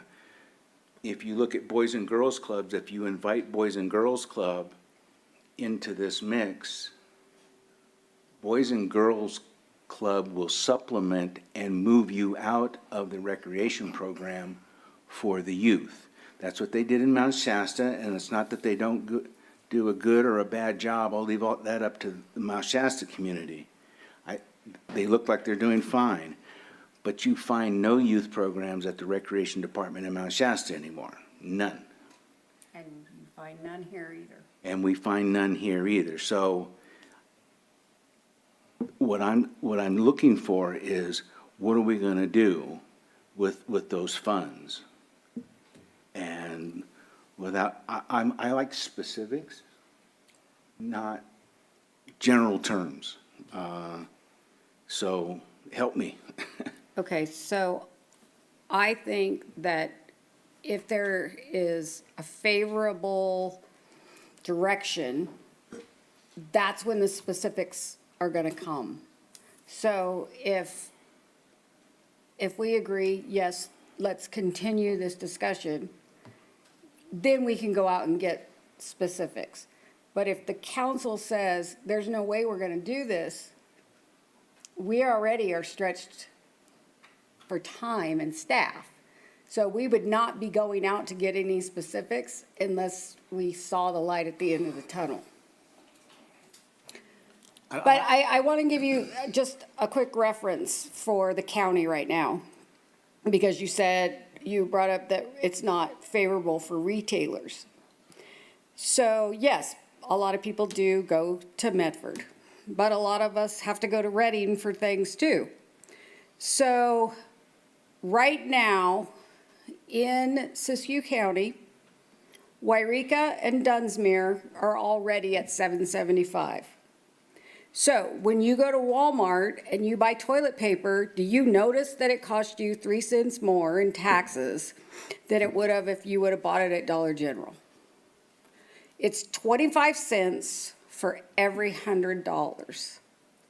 I realize the name tax gives everybody a cringe, but we've already proven that the majority of the 1/4% tax that we get comes from people off of the freeway. Yes, gas is all over $5 a gallon. I had to go to Reading yesterday, and there was no shortage of cars on the freeway, going down or coming back. So, in fact, I had to get gas before I went, and I had to pass 3 stations because I couldn't even get in to the pump in town. And yes, that could happen. There could be a big ration, but people are traveling no matter what. And going to a parcel tax, I did do the preliminary research with the county, and they just simply said, you're not going to get enough money because so many parcels in our city are owned by the government. So many parcels in the Parks District. In our Parks District. That's where all and that's where it would come. the federal land comes in. And it has to pass by 2/3, right? 3/4, 2/3? 2/3. Yeah. So in A the. parcel tax. Yes, Yeah. in the 2020 ballot measure, the measure lost by 8 votes. There was a 14 vote difference. So if you take 8 of those people and put them on the other side, it would have passed by 50+1. And I got a lot of feedback in that I didn't really understand what it was for. And if I would have known, I would have voted differently. So the plan this time is education. We will educate our community, and by the time we go out and start canvassing and educating, we will have specifics of what that money would go towards. Okay, here's one thing which I think already told you. The cemetery district, I believe, is using a 1998 Craftsman lawnmower that Paula's dad bought. And Zeke, the Parks and Rec, what's the lawnmower there? It's new, isn't it 7 or 8 years old? What, our mowers? Our mowers? Are all at least 12 years old. Okay, and they run, They were all there because they before get maintenance. Yes. So, In there, But we have to decide, do we get to fix it this year or not. or not? So one of the things that could be requested is a new lawnmower that could mow the cemetery and the parks. Because Zeke mowing the cemetery with a for real lawnmower would be probably 1/8 of the time as it takes them to get the Craftsman through there. And it would not be $200,000. I don't know, whatever a lawnmower costs, $100,000. It would be payments like we do now, where you'd pay however much we do a year on the lawnmower. So it wouldn't. I don't see a $50,000 or $100,000 request. If there's something else that comes up, new picnic tables. Those things are $800 or $900 a piece. $1,200 each.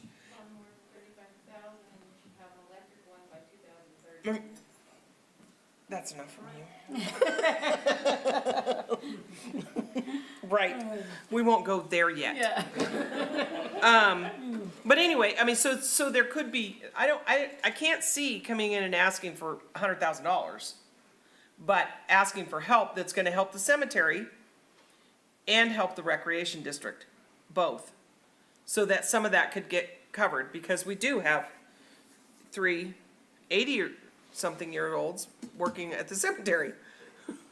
No, I'd like to add a 70-year-olds? component too. 70? Wes is the youngest employee, are you not? Yes, I am. Yeah, okay. Mr. Mayor, I'd like to add a component that's not been talked about. Okay, The Lincoln Heights Cemetery is part of this communication.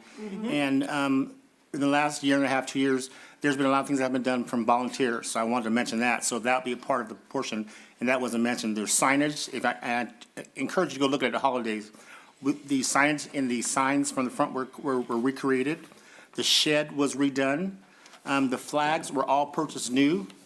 And there's tree that is maintenance cut by people that are volunteering. And the answer I was given when I asked who was doing that, it says volunteers, and that's fine. But the cost there, the community got together, and they got together with people that live there, people that have moved on, or relatives, and they raised all this money out of their own pockets. And we let the city know that. So there was no expenses. So there's a difference of what the cemetery used to look like when the Mount Shasta Baptist Church owned it until like 1971, I think it changed and went to the Winnemucca Cemetery. But however, there's some duplication of volunteer activities that's not being paid for. I think they didn't ask to be paid, and they told me not to mention that, but I told them I would need to mention that because it's things that have been done, and it's beautification that I grew up there. It's a totally different look, and I encourage you to look there, go there on the holidays. You see all the new flags, the tree trimming, and they also do watering of the lawn and maintenance of the lawn top. So that's been volunteer, but that's a good piece why the tax would be increased, would be helpful. and along those lines, even though there are 3 paid employees, they don't get paid for all of the time that they put in. And the volunteers don't get paid at all, they volunteered. You're right. Well, that's what I'm saying. They might work there every day, but they might only put 1 day on their time card. So they're volunteering the rest of their time. So here's another reference for you, and when we were looking at costs, do you have any idea how much a set of bases cost? Baseball field. I don't really know what they cost now, but I haven't. $400 for a set of bases. And we have four baseball diamonds. But Mount Shasta currently furnishes, from what I understood, don't they furnish Lobus Field? No. No? Okay, well, I thought they don't did. furnish anything. There's a lot of miscommunication going on in different areas, so, again, if we don't have to do a 1/4% sales tax, and we already have a 1/4% sales tax, I'm telling you that, is a reallocation better than, we can reallocate the money, is that correct? I don't know why we couldn't do that. I mean, I don't know what the fund looks like now, or if I thought we kept it in a separate account, or maybe not, or at least a separate accounting. Yeah, it is, it has a separate accounting for the current quarter penny that was passed, I believe. We were trying to debate, is it 16 or 14? I believe it was 2016. 16, I believe it was a couple years after the Bulls fire. Yeah, and our city attorney. Actually, you know what, it was 2014, it was because. Was it 14? Yeah. I'm sorry, it's 14. And our city attorney found some references in there talking about. Yeah, so it's a general tax. It says it's a general tax, which means the council can spend it on anything they want to that's within the jurisdiction of the city. But then it has this caveat. So these funds may be used for any general governmental purpose, provided, however, that the council is expected to give some consideration to using the funds for library expenses and for senior services, along with police and fire protection and roadway maintenance. So this is in section 3.26.140. This is probably not the way I would recommend that you draft your use provision of a general tax, but I think it gives you some indication as to, provided you consider these expenses, the council has the authority to use this money for any general governmental purpose, not just for libraries, So the seniors. ones the way we have it listed is just those 4 or so items. Those are things you have to consider. Okay, it doesn't mean we have to spend them. Correct. And It's a we- general tax, And you we can spend can anything. consider something else. Yep. But you have to just consider those things before you spend it. I consider them. Okay. On to it. So in those funds right now, is I'm sorry, this is a problem that all local governments face when they are raising their sales tax. General taxes are the easiest ones to pass. It only requires a majority. But that's gonna give the governing body the ability to spend it on anything. And so the governing body wants to explain to the people, well, these are our priorities, and this is what we wanna use it for if we get it.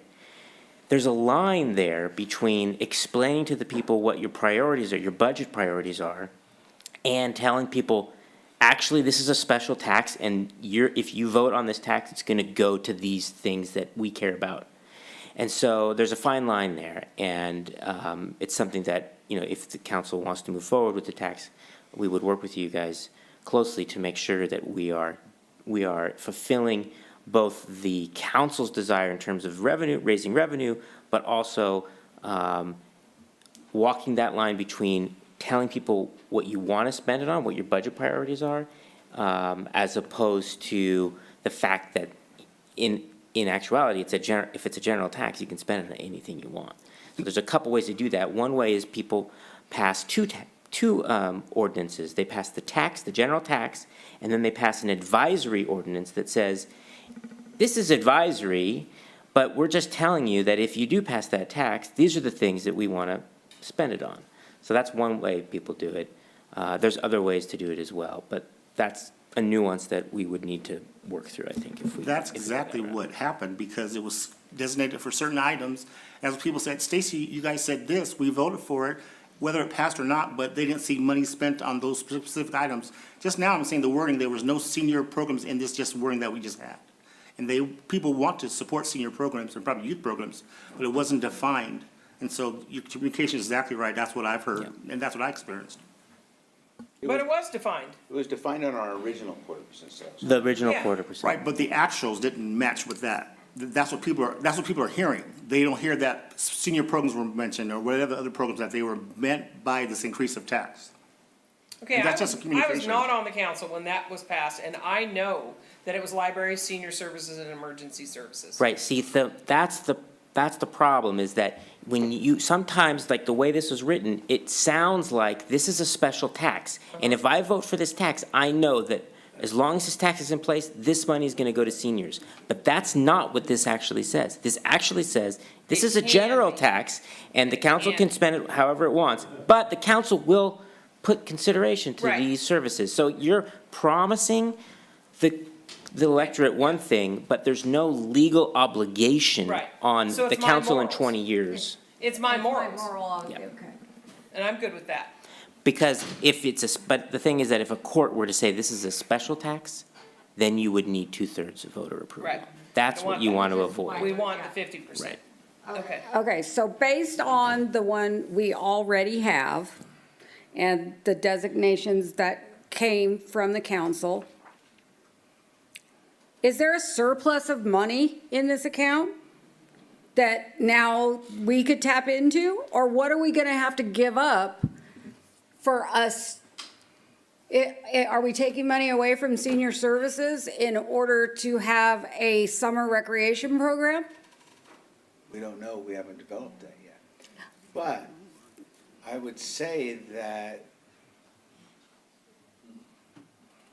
if we're allowed to consider public works, we're allowed to consider public safety, thank you. We've considered it. If this council says that rec is probably a little bit better at this point in time, that's where we can fund it. Now, I don't know when Or we don't. funds are given every quarter, right? I don't know when those come in for sales tax. And I don't want Tim to make a frown at me either, because now I'm taking money out of the general fund. So, but on the horizon is that our city in particular is coming out, one part of Tim's orchestration, part of the sacrifice on our staff departments and all the way around has made us a little more viable and a little sooner than other communities, in my opinion. We have a couple fairly good things that we won't mention coming up potentially in the city that could be a very positive force on that sales tax just alone. Okay, so if we increase our sales tax 50%, that whole funding mechanism is larger now. But we are doing 50%. Okay, Huh? but when that I fund don't gets. know when it's gonna be, if that even happens. I'm just saying, if we come out of this and our local economy in our town increases through getting new businesses into town, it increases the sales tax, it increases our 1/4% that we currently make. And, So I'm and saying, the are we way, doing this? well, I don't know. and along those lines, as we increase those taxes, the cost of everything we're already doing with those taxes is going up at the same time. So I don't see us being able to pay a restaurant $8.50 for a lunch by this time next year.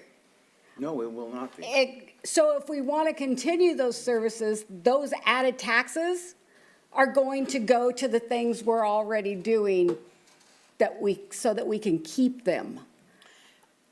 How much do we get from that 1/4%? 250? 250, 280. Yeah, I think the range when we were looking at this 2 years ago was, around that 260 to 280 range right there, give or take, the fluctuation with the economy, so. And the price of gas. Yeah, Now So, the price of gas is double. exactly. So now it costs us twice as much to operate the van on the same amount of taxes we already collected.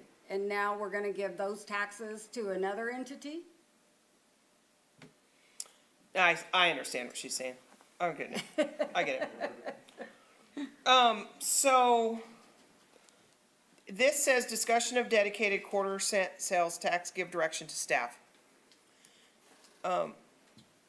Are we done with the discussion? 'Cause I'm done with the Well, discussion. okay. I haven't been with- convinced, but I'm done with it. With this discussion, That's what I thought. I would also suggest that maybe if that's the concern of how the money's being spent and where it's going, that we do have an advisory committee, and it's not just us, it's community members well, that's what we're on elected that, for. yes. Mrs. Rec, President, could you get a quote from Craig Kay, who is the county tax guy, as to what the Parks and Rec would get if we charged a $25, if we had a parcel tax of $25 or a parcel tax of, well, obviously 50 would be double the amount of what the 25, but you know, what a parcel tax would be. Well, and I think And ask you're gonna him have to what a narrow down the 2% question. Or 5% tax would create, because a percentage is Yep. different than just a Per parcel. parcel Right, fee. and one of the things I know years ago when we were looking at it, was that when you start doing parcel tax, you look at Carl Goltz's property, where he has how many parcels out there? I own 5 parcels myself. Well, I know, but are they all attached together? Yeah, but they get taxed separately. Right, they're taxed separately, but he has a ranch. Right. And so that discussion was, well, what does that ranch pay? Is he gonna pay, how many parcels does he have, Craig? Do you have any idea? Anyway, you know, so his bill would be thousands of dollars versus somebody that had a house on Liberty that was only gonna pay 25 a year. And so those people were gonna say, no. And we have a lot of those people in the area. That happens everywhere. Right. So can you research that? Okay. I think based on the spreadsheet that the mayor sent me a couple, it was about a month or so ago, that, I mean, they listed every single parcel, but I did a sort and filter through that, and I believe there's around 1,600 parcels together that are qualified for the would be qualified for the tax, that are not in the forestry or not within a government entity. So I want to say it's roughly about 1,600 parcels total. So Do you remember what the spreadsheet had of what the yearly collection is? I don't. Is it on there? I don't know if that was actually on there or not. I think the list that I looked at was just the parcel list. Okay. And then I did a sort and filter and got all the ones out of there from the forestry and public And I can entities. send that to you if I haven't already. And the valuations would be, I do believe those were on there as well. okay. Because that's where the percent would come from, but, what else did I You had a list of questions. have? Yeah, that's why I don't go to sleep until 2. I know. Sorry. I was gonna call you at midnight, except I was not. Shoot, I was just in my glory then. Shoot. Okay. Okay, so it's discussion of, so I would like to, and I'm one of 4, give staff direction to proceed with this 0.25% sales tax. When you say proceed with it, I give you direction to go. to draft up a resolution, Yeah. is that before we get the rest of the information? Can we wait till next month? Well, yeah, it's before we get the rest of the information, because I already know what the rest of the information says. It's just for him. Okay. I would also ask you guys to take a look at, I mean, I know this is somewhat of a balance sheet. It doesn't work for me, but what I'm seeing in some of this is it's not really broken out and defined, but some of the questions that occurred to me, because I know what goes on at the rec department, okay? Connor. I don't know all the in particulars, but I do know that the City of Weed exchanges services for the Park District water for maintenance. Is that a fair and equitable agreement? I mean, that agreement was done years ago. No, it wasn't. No, it wasn't. It was done about 3 years ago. Was it really? It was a Ron Stock. You I were have the told it was letter. gonna be done years ago, but it actually wasn't done. Okay, so if 3 it years was ago, 4? equitable, Well- that would be my big, in other words, we're giving you $200 worth of water. Are you giving us $100 worth of service, or are you giving us $600 worth of service? So, to Okay, I me, can answer that. Okay. So, the water that we get from the city waters the park that belongs to the city. We just manage them. So Bel Air, Lobos, Sons, Lincoln belong to the city of Weed. So you're cutting our lawns. And we're watering your lawns. Yeah, the So only that part. becomes a question, is what we're doing is that just because we're giving you water, what does that give you No, guys? we were doing it before we were giving you water. We mow all the parks, we manage the parks, we mow City Hall, we mow and take care of the plaza, the museum, Heritage Park. The only park that we actually own is Carrick, and Right. it's on a well. So, Is that difficult, Ken? what's that? Is that a difficult thing to comprehend? Tell him to be quiet. Well, He can talk. it's not about a difficult thing No, to he- comprehend. Should it be Yeah. that way? Should we be paying you? That is the question. Huh? So that would be, if you guys want to talk, you have to come to the microphone. So you're saying we should start charging the city for our services, and that's how we get extra money? Yeah. Why would you do something for free? I don't get that. I mean, Because does we're that? nice people. uh, Ken, because we're nice people.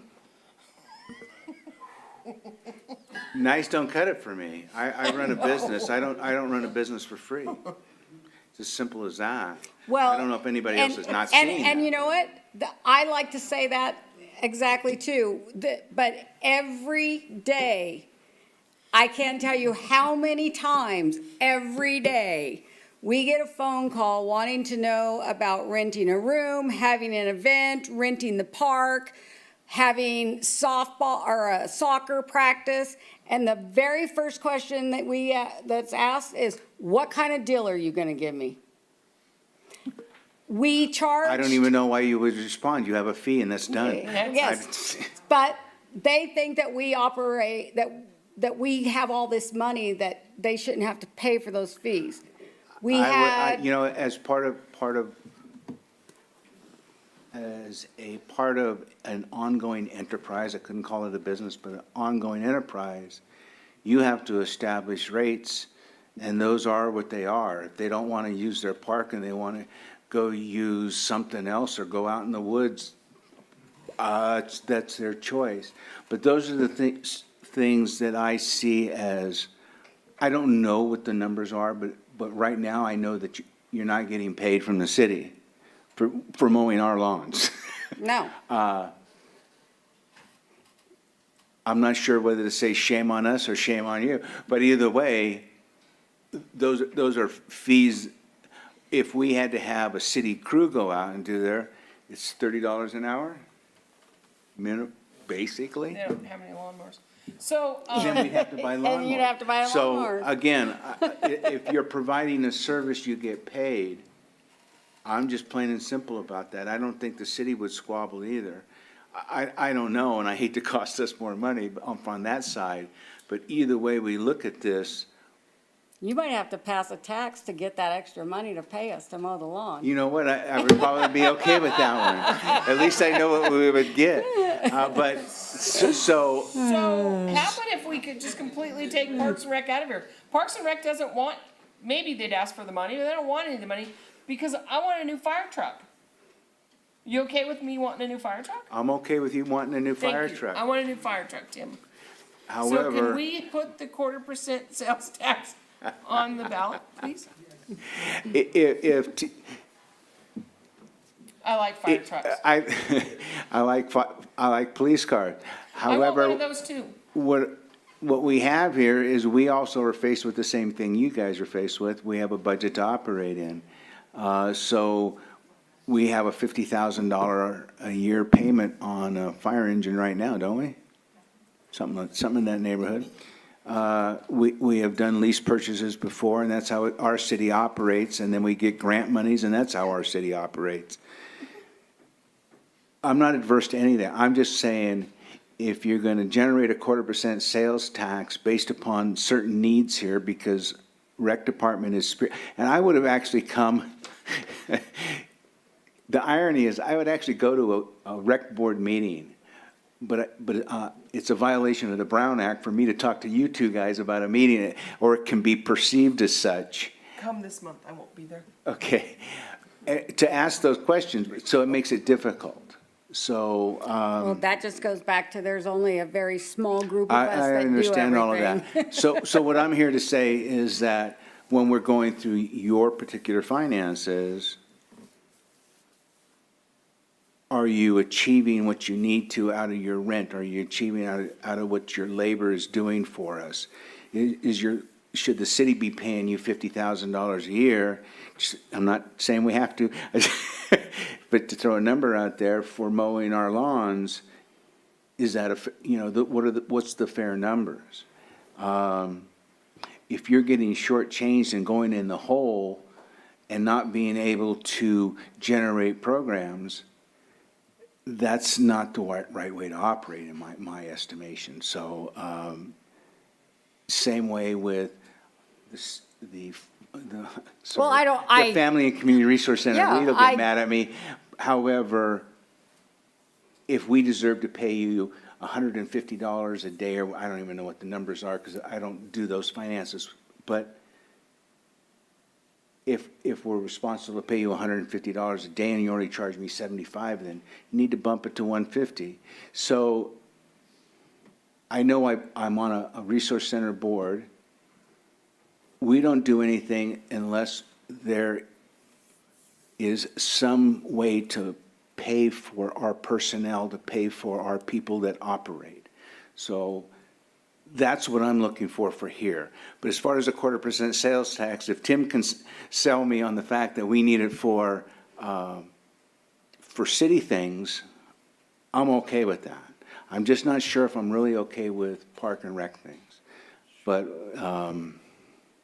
Well, we can bump up our rates and lose half of our members, and then we're right back to where we started. We have special programs for senior citizens through their but you're looking at, that's looking at the small picture, but I'm looking at the organizations that pay you. I'm looking at the City of Weed that pays you. I'm looking at the Resource Center that pays you. The Technically, Resource Center doesn't pay us. we don't pay you for the room? You don't pay us the rate that we would rent it to anybody else, Why don't you? because that was an agreement made before I got there. But I can do that. I can start charging you guys $500 a day What I'm at saying Monday. is your rates are your rates. That's all I'm saying. I can't tell you how to do everything, but I'm just saying that they have to be what they have to be. And I'll stop talking. I would say until we get information for me on what those property taxes would generate, is that enough money? I have to see that. If raising property taxes, having the city pay you for your lawn mowing, in other words, how do you, the big number, I see your expenses, the big number is your revenue. That's how I operate. You generate enough money, expenses will be there. I'm done. We'll be here all night. So. Any other discussion? Anyway, sorry. All right. I'm a tough. Sue has made a motion. Well, no, there's no motion. There's no motion. There was no motion? Okay. But do we have more direction from other council members to move forward with the transaction in use Should we tax? have direction from two members that sit on the rec board? Wouldn't that be my next question? She doesn't sit I on don't the sit on the rec Or board. not on the rec board, she's a direct employee, so that's conflict, but But Well, hopefully I won't be no, much and longer. you're legit, but then I'm saying, don't give any of the money to the rec board. That's I can buy all I'm saying, baseball. I'm just saying, I wanna see a recreation department that's healthy, so don't get me wrong. I Okay. wanna see a cemetery that operates, don't get me wrong on that either. I'm just saying, where does the money come from? Stacy's, or did volunteers? Kudos to your neighborhood, man. Shit, But you know how heck, that's good. I mean, seriously, that is. that was after years and years and years of them wanting help and nobody, and not having the money to do it. I still So say they- kudos to the community. And I know Shirley and everybody at Free that college cemetery for does all. a lot of work. Your dad has done, a lot of people have done work even at the regular cemetery and not been, if that's what it takes in the neighborhood, I coached for 20, 40 years probably. I didn't get paid, didn't send, actually, one organization did pay me. But I I- also spent a lot of money on that organization. I remember pouring concrete and pulling weeds and moving cinder blocks and every so many months at the cemetery when I was probably 7. I fixed the Little League field one year, we sodded your And your that's son's what it looked ballpark. like. It was all done labor, and those things may not come back. But I'm Yeah, just I saying, wish. It's not that I want a healthy recreation, I want a healthy cemetery, that's not the issue. Can I say something about the cemetery? Sure. We collect donations, and I am the one, if somebody is going to give a donation to the cemetery, I'm the one that comes to, log it, we send it off. Good. Usually at the first of the year, in the past, we've had a couple of donors that would give a fairly large amount, and fairly large amount to the cemetery, $150 to $200.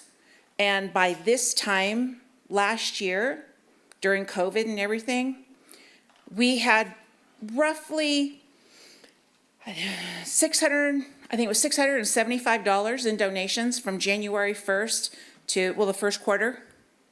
This year, I'm at 150. The donations aren't even coming in. And that's what we rely on. And they are their own 501c3. Yes. And we do all their payroll. And yes, they pay us to do it. So, You were already prepped for my next question. No, they do I'm just pay. kidding. They do. It's not much. but I'm not they do. trying not to make anybody defensive. so could the direction possibly be with staff bringing additional analysis from the assessor's office, from the cost analysis with the services that we're receiving versus what we're trading out for, in essence, with the Parks District, as well as with the ordinance itself for, I would say you want to do the first two first. I mean, I don't know how everybody else is going to vote. I'm not Understand. sold. I would think that doing a projection of what we receive now versus what the inflation costs are of what we spend that on. Do you know what, are you? So if we're still gonna get 260,000 with the increased taxes, we might get 300,000.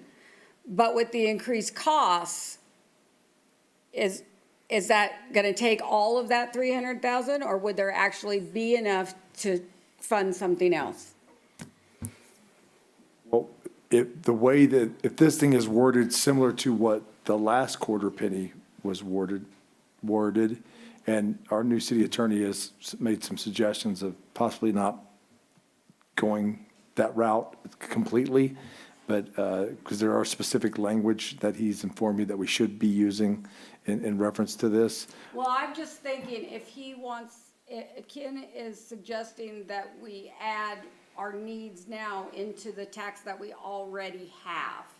The property tax? No, the sales The sales The tax. other quarter penny. Okay. So what are the projections of what we're gonna bring in from that, and what are the projections of the costs that those things that money already funds? Or is that too much? That's kind of, that would be a little bit of a swag on some of that, so. But it's up, I'm just looking for direction, so.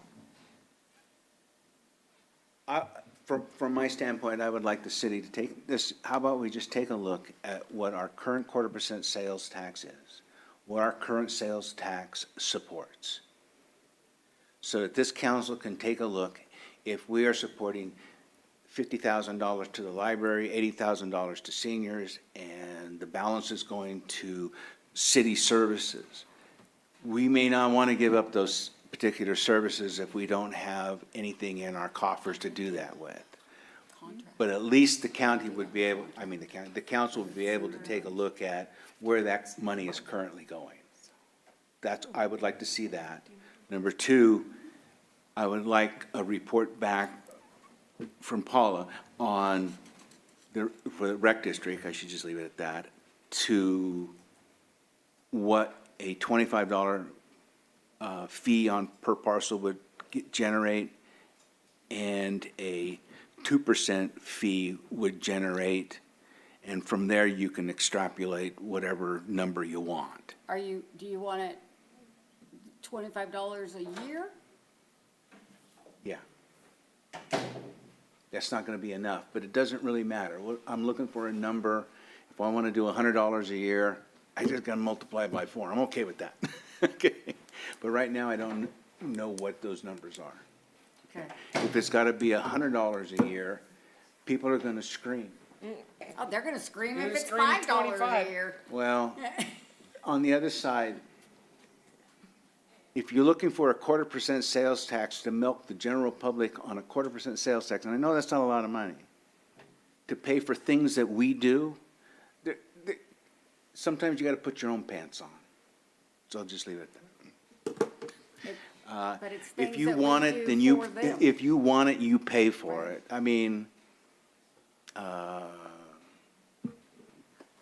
That's just the way I was raised, sorry. Okay. So That's all I got.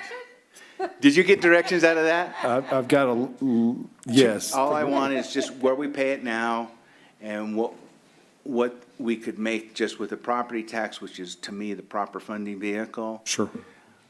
The 1/4% sales tax, we kind of would just double what we got already. As close as we can get. Yep. It's always a moving target. And we have, the calendar hasn't, I don't think, Sandy was saying it hasn't officially came out yet, the election calendars. But last time, I think we filed it like in late June. So we have time. We have time. Yeah. It's usually, it has to be, because a transaction use tax requires 2 readings. It's an ordinance that has to be adopted by 4 of the 5 Okay, so we of should you. get this underway by And May. it has to be done 88 days prior to election day, which is usually the very beginning of August. The earlier, the better, is what any county registrar of voters will tell you, though. And if we get the data, we could have a special meeting. I believe that's what discuss we the did in 2020. Just to Yeah. discuss the data.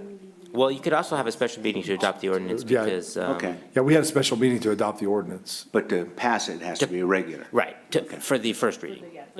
We don't have to recuse ourselves, do we? I don't think so, because It's not your dedicated. interest, first of all,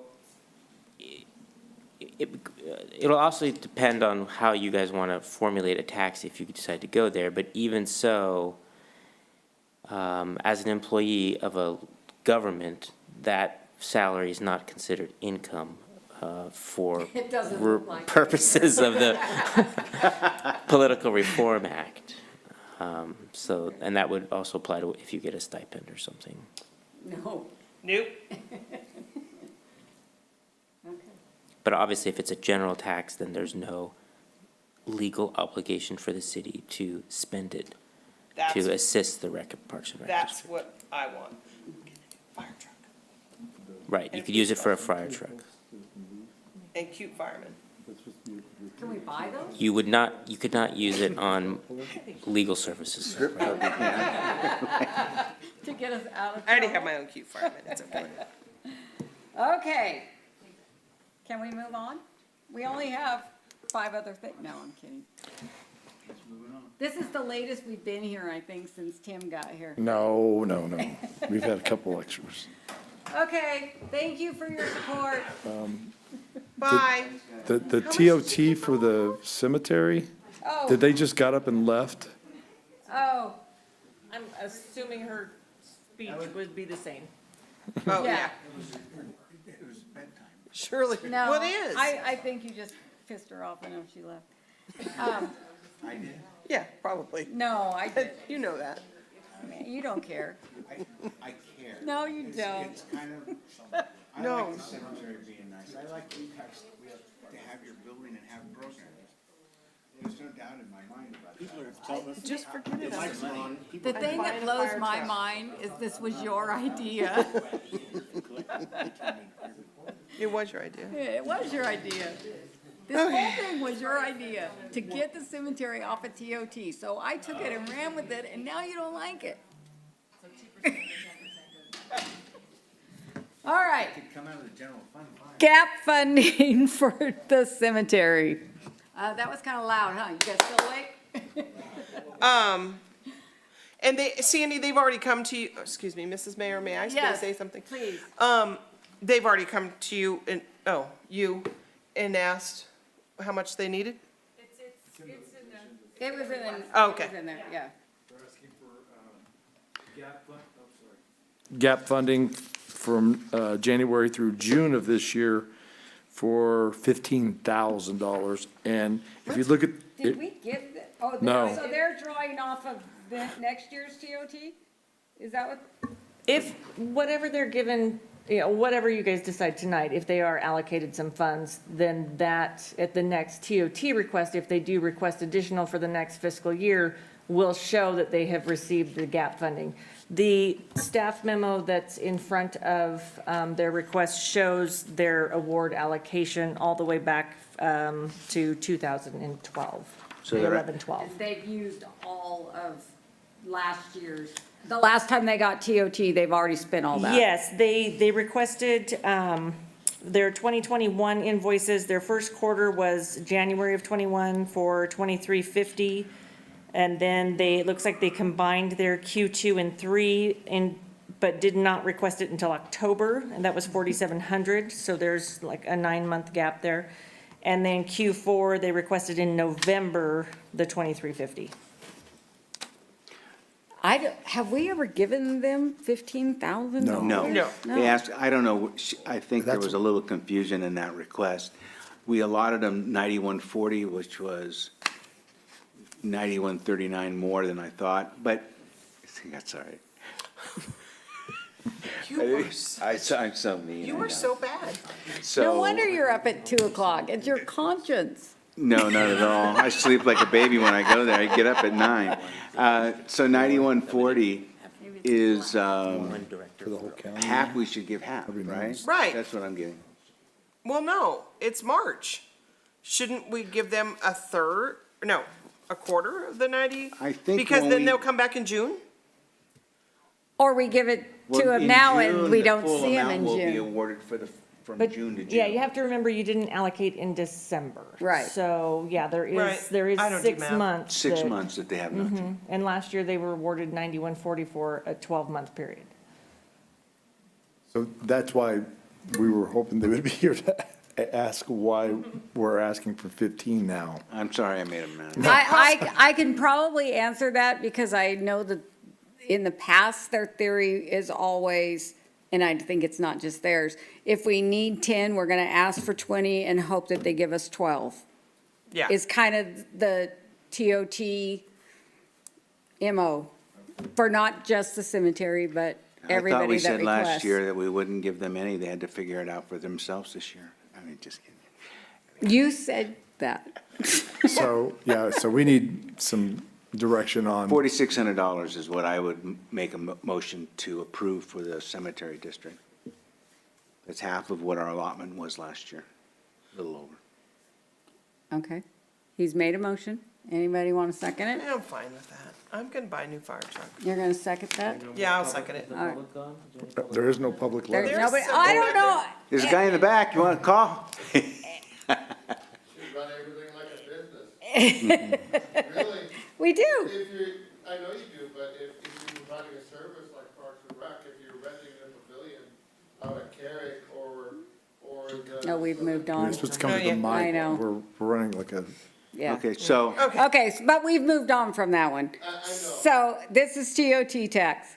All right, so we have a second. All in favor? Aye. aye. Yeah. I vote no. Opposed? Stacy is opposed, Did you want to suggest something now? and motion I don't carried. want to say anymore. I said what I wanted to say. All right.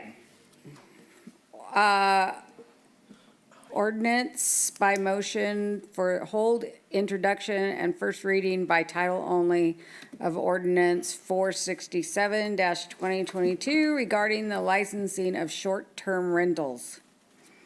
Oh, that one is just, we're just changing numbers, right? Oh, that's the one with the or with the duplicate numbers? Yeah. Okay. So we go with, I move to introduce and hold a first reading by title only of ordinance number, oh no. Do we have to have two on that or just one? 467, 2022. Resolution or ordinance? Ordinance, okay. Ordinance number 467-2022, licensees of short-term rentals. I'll second it. All in favor? Aye. Aye. Motion carried. Okay, E, by motion, hold introduction and first reading by title only of ordinance 468, 2022, adopting a policy for the use of military equipment by the Weed Police Department. And it looks like Justin ran out frantically. yeah, he's on a Got a call right now. call? So he's giving you guys, I think, we only have one piece of equipment that even qualifies for this, but we are required by the state now to do this. Okay, so I wanted to ask him, what kind of equipment is that's military? I believe know? it's It's a, in the, I think it's in the memo. Is it like a tear gas launcher or something? Yeah, it's a riot gun or something that Oh. hasn't been used. Tear gun. Okay. Tear gas with. Tear gas, that's, okay, yes. Federal riot gun. I read it, but I couldn't remember. Okay, can I entertain a motion? I so move. Oh, I know everybody's watching the game, what happened? What is it? Let's not talk about that. Yeah, no, let's not talk about it right now. So, yeah, it is. Make a motion? Yes, I will make a motion to, no. I move to introduce and hold a first reading by title only of ordinance number 468-2022, adopting a policy for the use of military equipment by the Weed PD. I'll second it. Stacy seconded. All in favor? Aye. Aye. Motion carried. Staff reports. We have no, oh, that's right. Craig? Just real quick, I wanted to give you an update on how our meter installation is going. We're putting in our remote read meters. We're up to 235 meters so far. So we're, Is it going smoothly? it actually is. We've got another order placed, so we hopefully to have all this done this summer. So, How many along do with we- many other things. How many people do we have? About 900. Oh, okay. Mine's installed. Yours is? See? Is it working He properly? must like you better than me. My bill has not come down, but it's right. Do we have any, ETA on the parking lot pavement? No, Will we ever? yes, Do you think it will be this summer? yes. Which parking lot? Sons of Italy? By the Suns? Yeah, it's not really the Suns, it's the city. It's a but city's parking yeah, lot, yeah, I said by the Suns. I know, So we got but- enough money to pave it? Yes, Good job. Awesome. through Kelly that was just here. You should have thanked her. Yeah. Oh, okay. Did she get us those funds? Well, She helped. she helps. Good job. And then, We've been waiting for that. Can we send her some chocolate? do we get 97 and 97 paved this summer? Yes, we are currently out to bid on the Lincoln Heights project, the Lincoln Avenue. Should be in April, bringing you back to hopefully award a contract. Yay. So Lincoln Avenue from where to where? Angel Valley, 97 Lincoln and Road 97. to 97. Broadway, I mean, It's it's four four different different roads on, Yeah. or four different names on one road. Yeah, Yeah. so. That road's in bad shape. Yeah, we're out to bid right now, so hopefully we'll have something to you in April. Are we having talks with Roseburg and International State or whatever they're called about Mill Street? Yes, I've made calls to Paul Hammond. I'm still waiting to get back from Pacific State. Pacific State. Yeah, they haven't returned, I left a couple of voicemails, they haven't returned my calls yet, but we want to get with them and discuss some possible, Send different. them an invoice for about $254,000 and see if they call you. Okay. I'm sure they Isn't that the will. franchise? So, Yeah. anyway, yeah, so we are in the process of that. All right. Anna? I don't have anything to report this month, but I'll have you next month.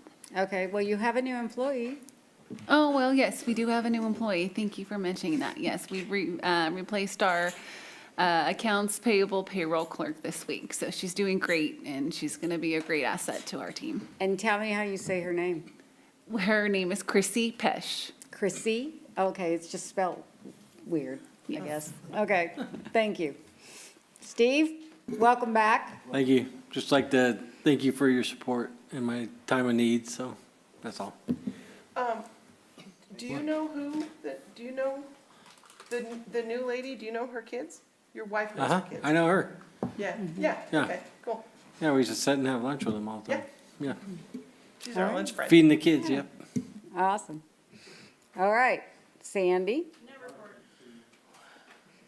The only thing I'd like to report is our progress on the 44 South Boulevard parking lot.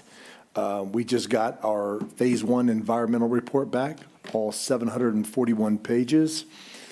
I got a hold of the environmental company that did the report and said, could you please give me a synopsis of what it is? And she says, essentially, we've passed the phase, so we've got a few other things we have to do. What is it called? An acceptance of? Yeah, there has to be a certificate of acceptance. Certificate of acceptance. Hopefully by the next month's council meeting, we'll have all that lined up and we will be officially ready to close on that piece of property and move forward with our EV lot. So do we think that could be done this summer also? That would be a stretch because there is a lot of items on that particular piece of That's property. not the word I was thinking, but that was a good one. Ken used that word earlier. My but- word? Yeah, your word. And so anyway, yes, I don't know if we could have it done because we still have to, I believe we're going to go through the RFP process for whoever's going to provide the services out there. So, but we're getting there. So, but I think we want it to look nice. We want it to look aesthetically pleasing and have a group of EV stations right in the middle of our gas station alley out there. So Any report on the dog park?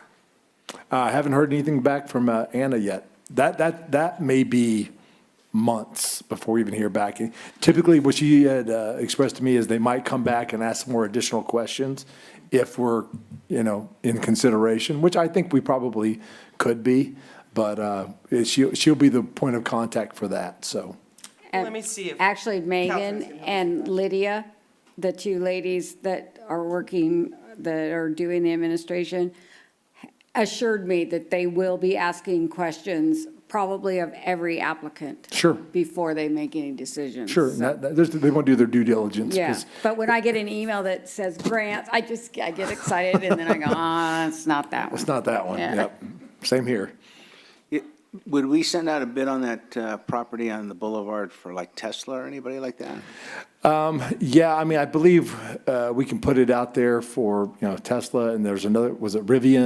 And we've got a couple, Rivian is a company, it's a new company that's out there. They came out and did an assessment of it and kind of already gave us I don't know, what would you say? It wasn't a quote, it was just basically a project, what'd you call it? Craig? Yeah, basically, they said they'd build it. If they had the property to put it on it, they would go ahead and build it. But I think we're gonna have to, being it's a public we need to put it out to Yeah. more than just Rivian. Yeah, I believe so, so. Yeah. But the good thing about most of these companies now is they have, you know, those things are adaptable to most different, you know, the different cars that are out there. Yeah, even Tesla's done that, yeah. Yeah, even a Tesla could be hooked up to a Rivian and work just as well. And I will tell you, I go down to Starbucks probably 3 or 4 times a week, and I'm always amazed at how many truckloads of Teslas are sitting there queued up, getting ready to take off. It's amazing. I mean, one after another, so lots of them out there. And when I said I traveled yesterday, and it's amazing because you're going south and you'll see a semi full of Teslas going north. And then you're going north and you see a truckload of Teslas going south. And I'm like, why didn't you guys just stay where you were? Yeah, I don't know either. I'm kind of, but I think the majority of them are going north, up toward Portland, Seattle, that area. The only cars you'll see right now. Oh, yeah. I mean, I hardly see any GMs or a truckload of pickups. Right. They would probably be hijacked if you saw those. So that's all I have to report. David? We would ask you how your dog is, but. You like to get from your city attorney? Just how your dog is. You can't, My dog still doesn't exist. okay, there we go, thank you. Find this.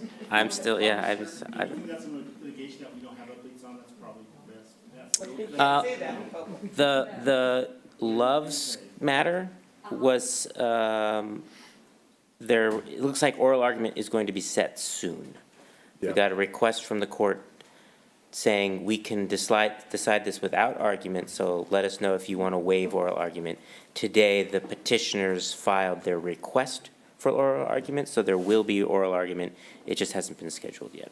And then we can expect a decision within 90 days of oral argument, probably sooner. Who has to pay court costs on that?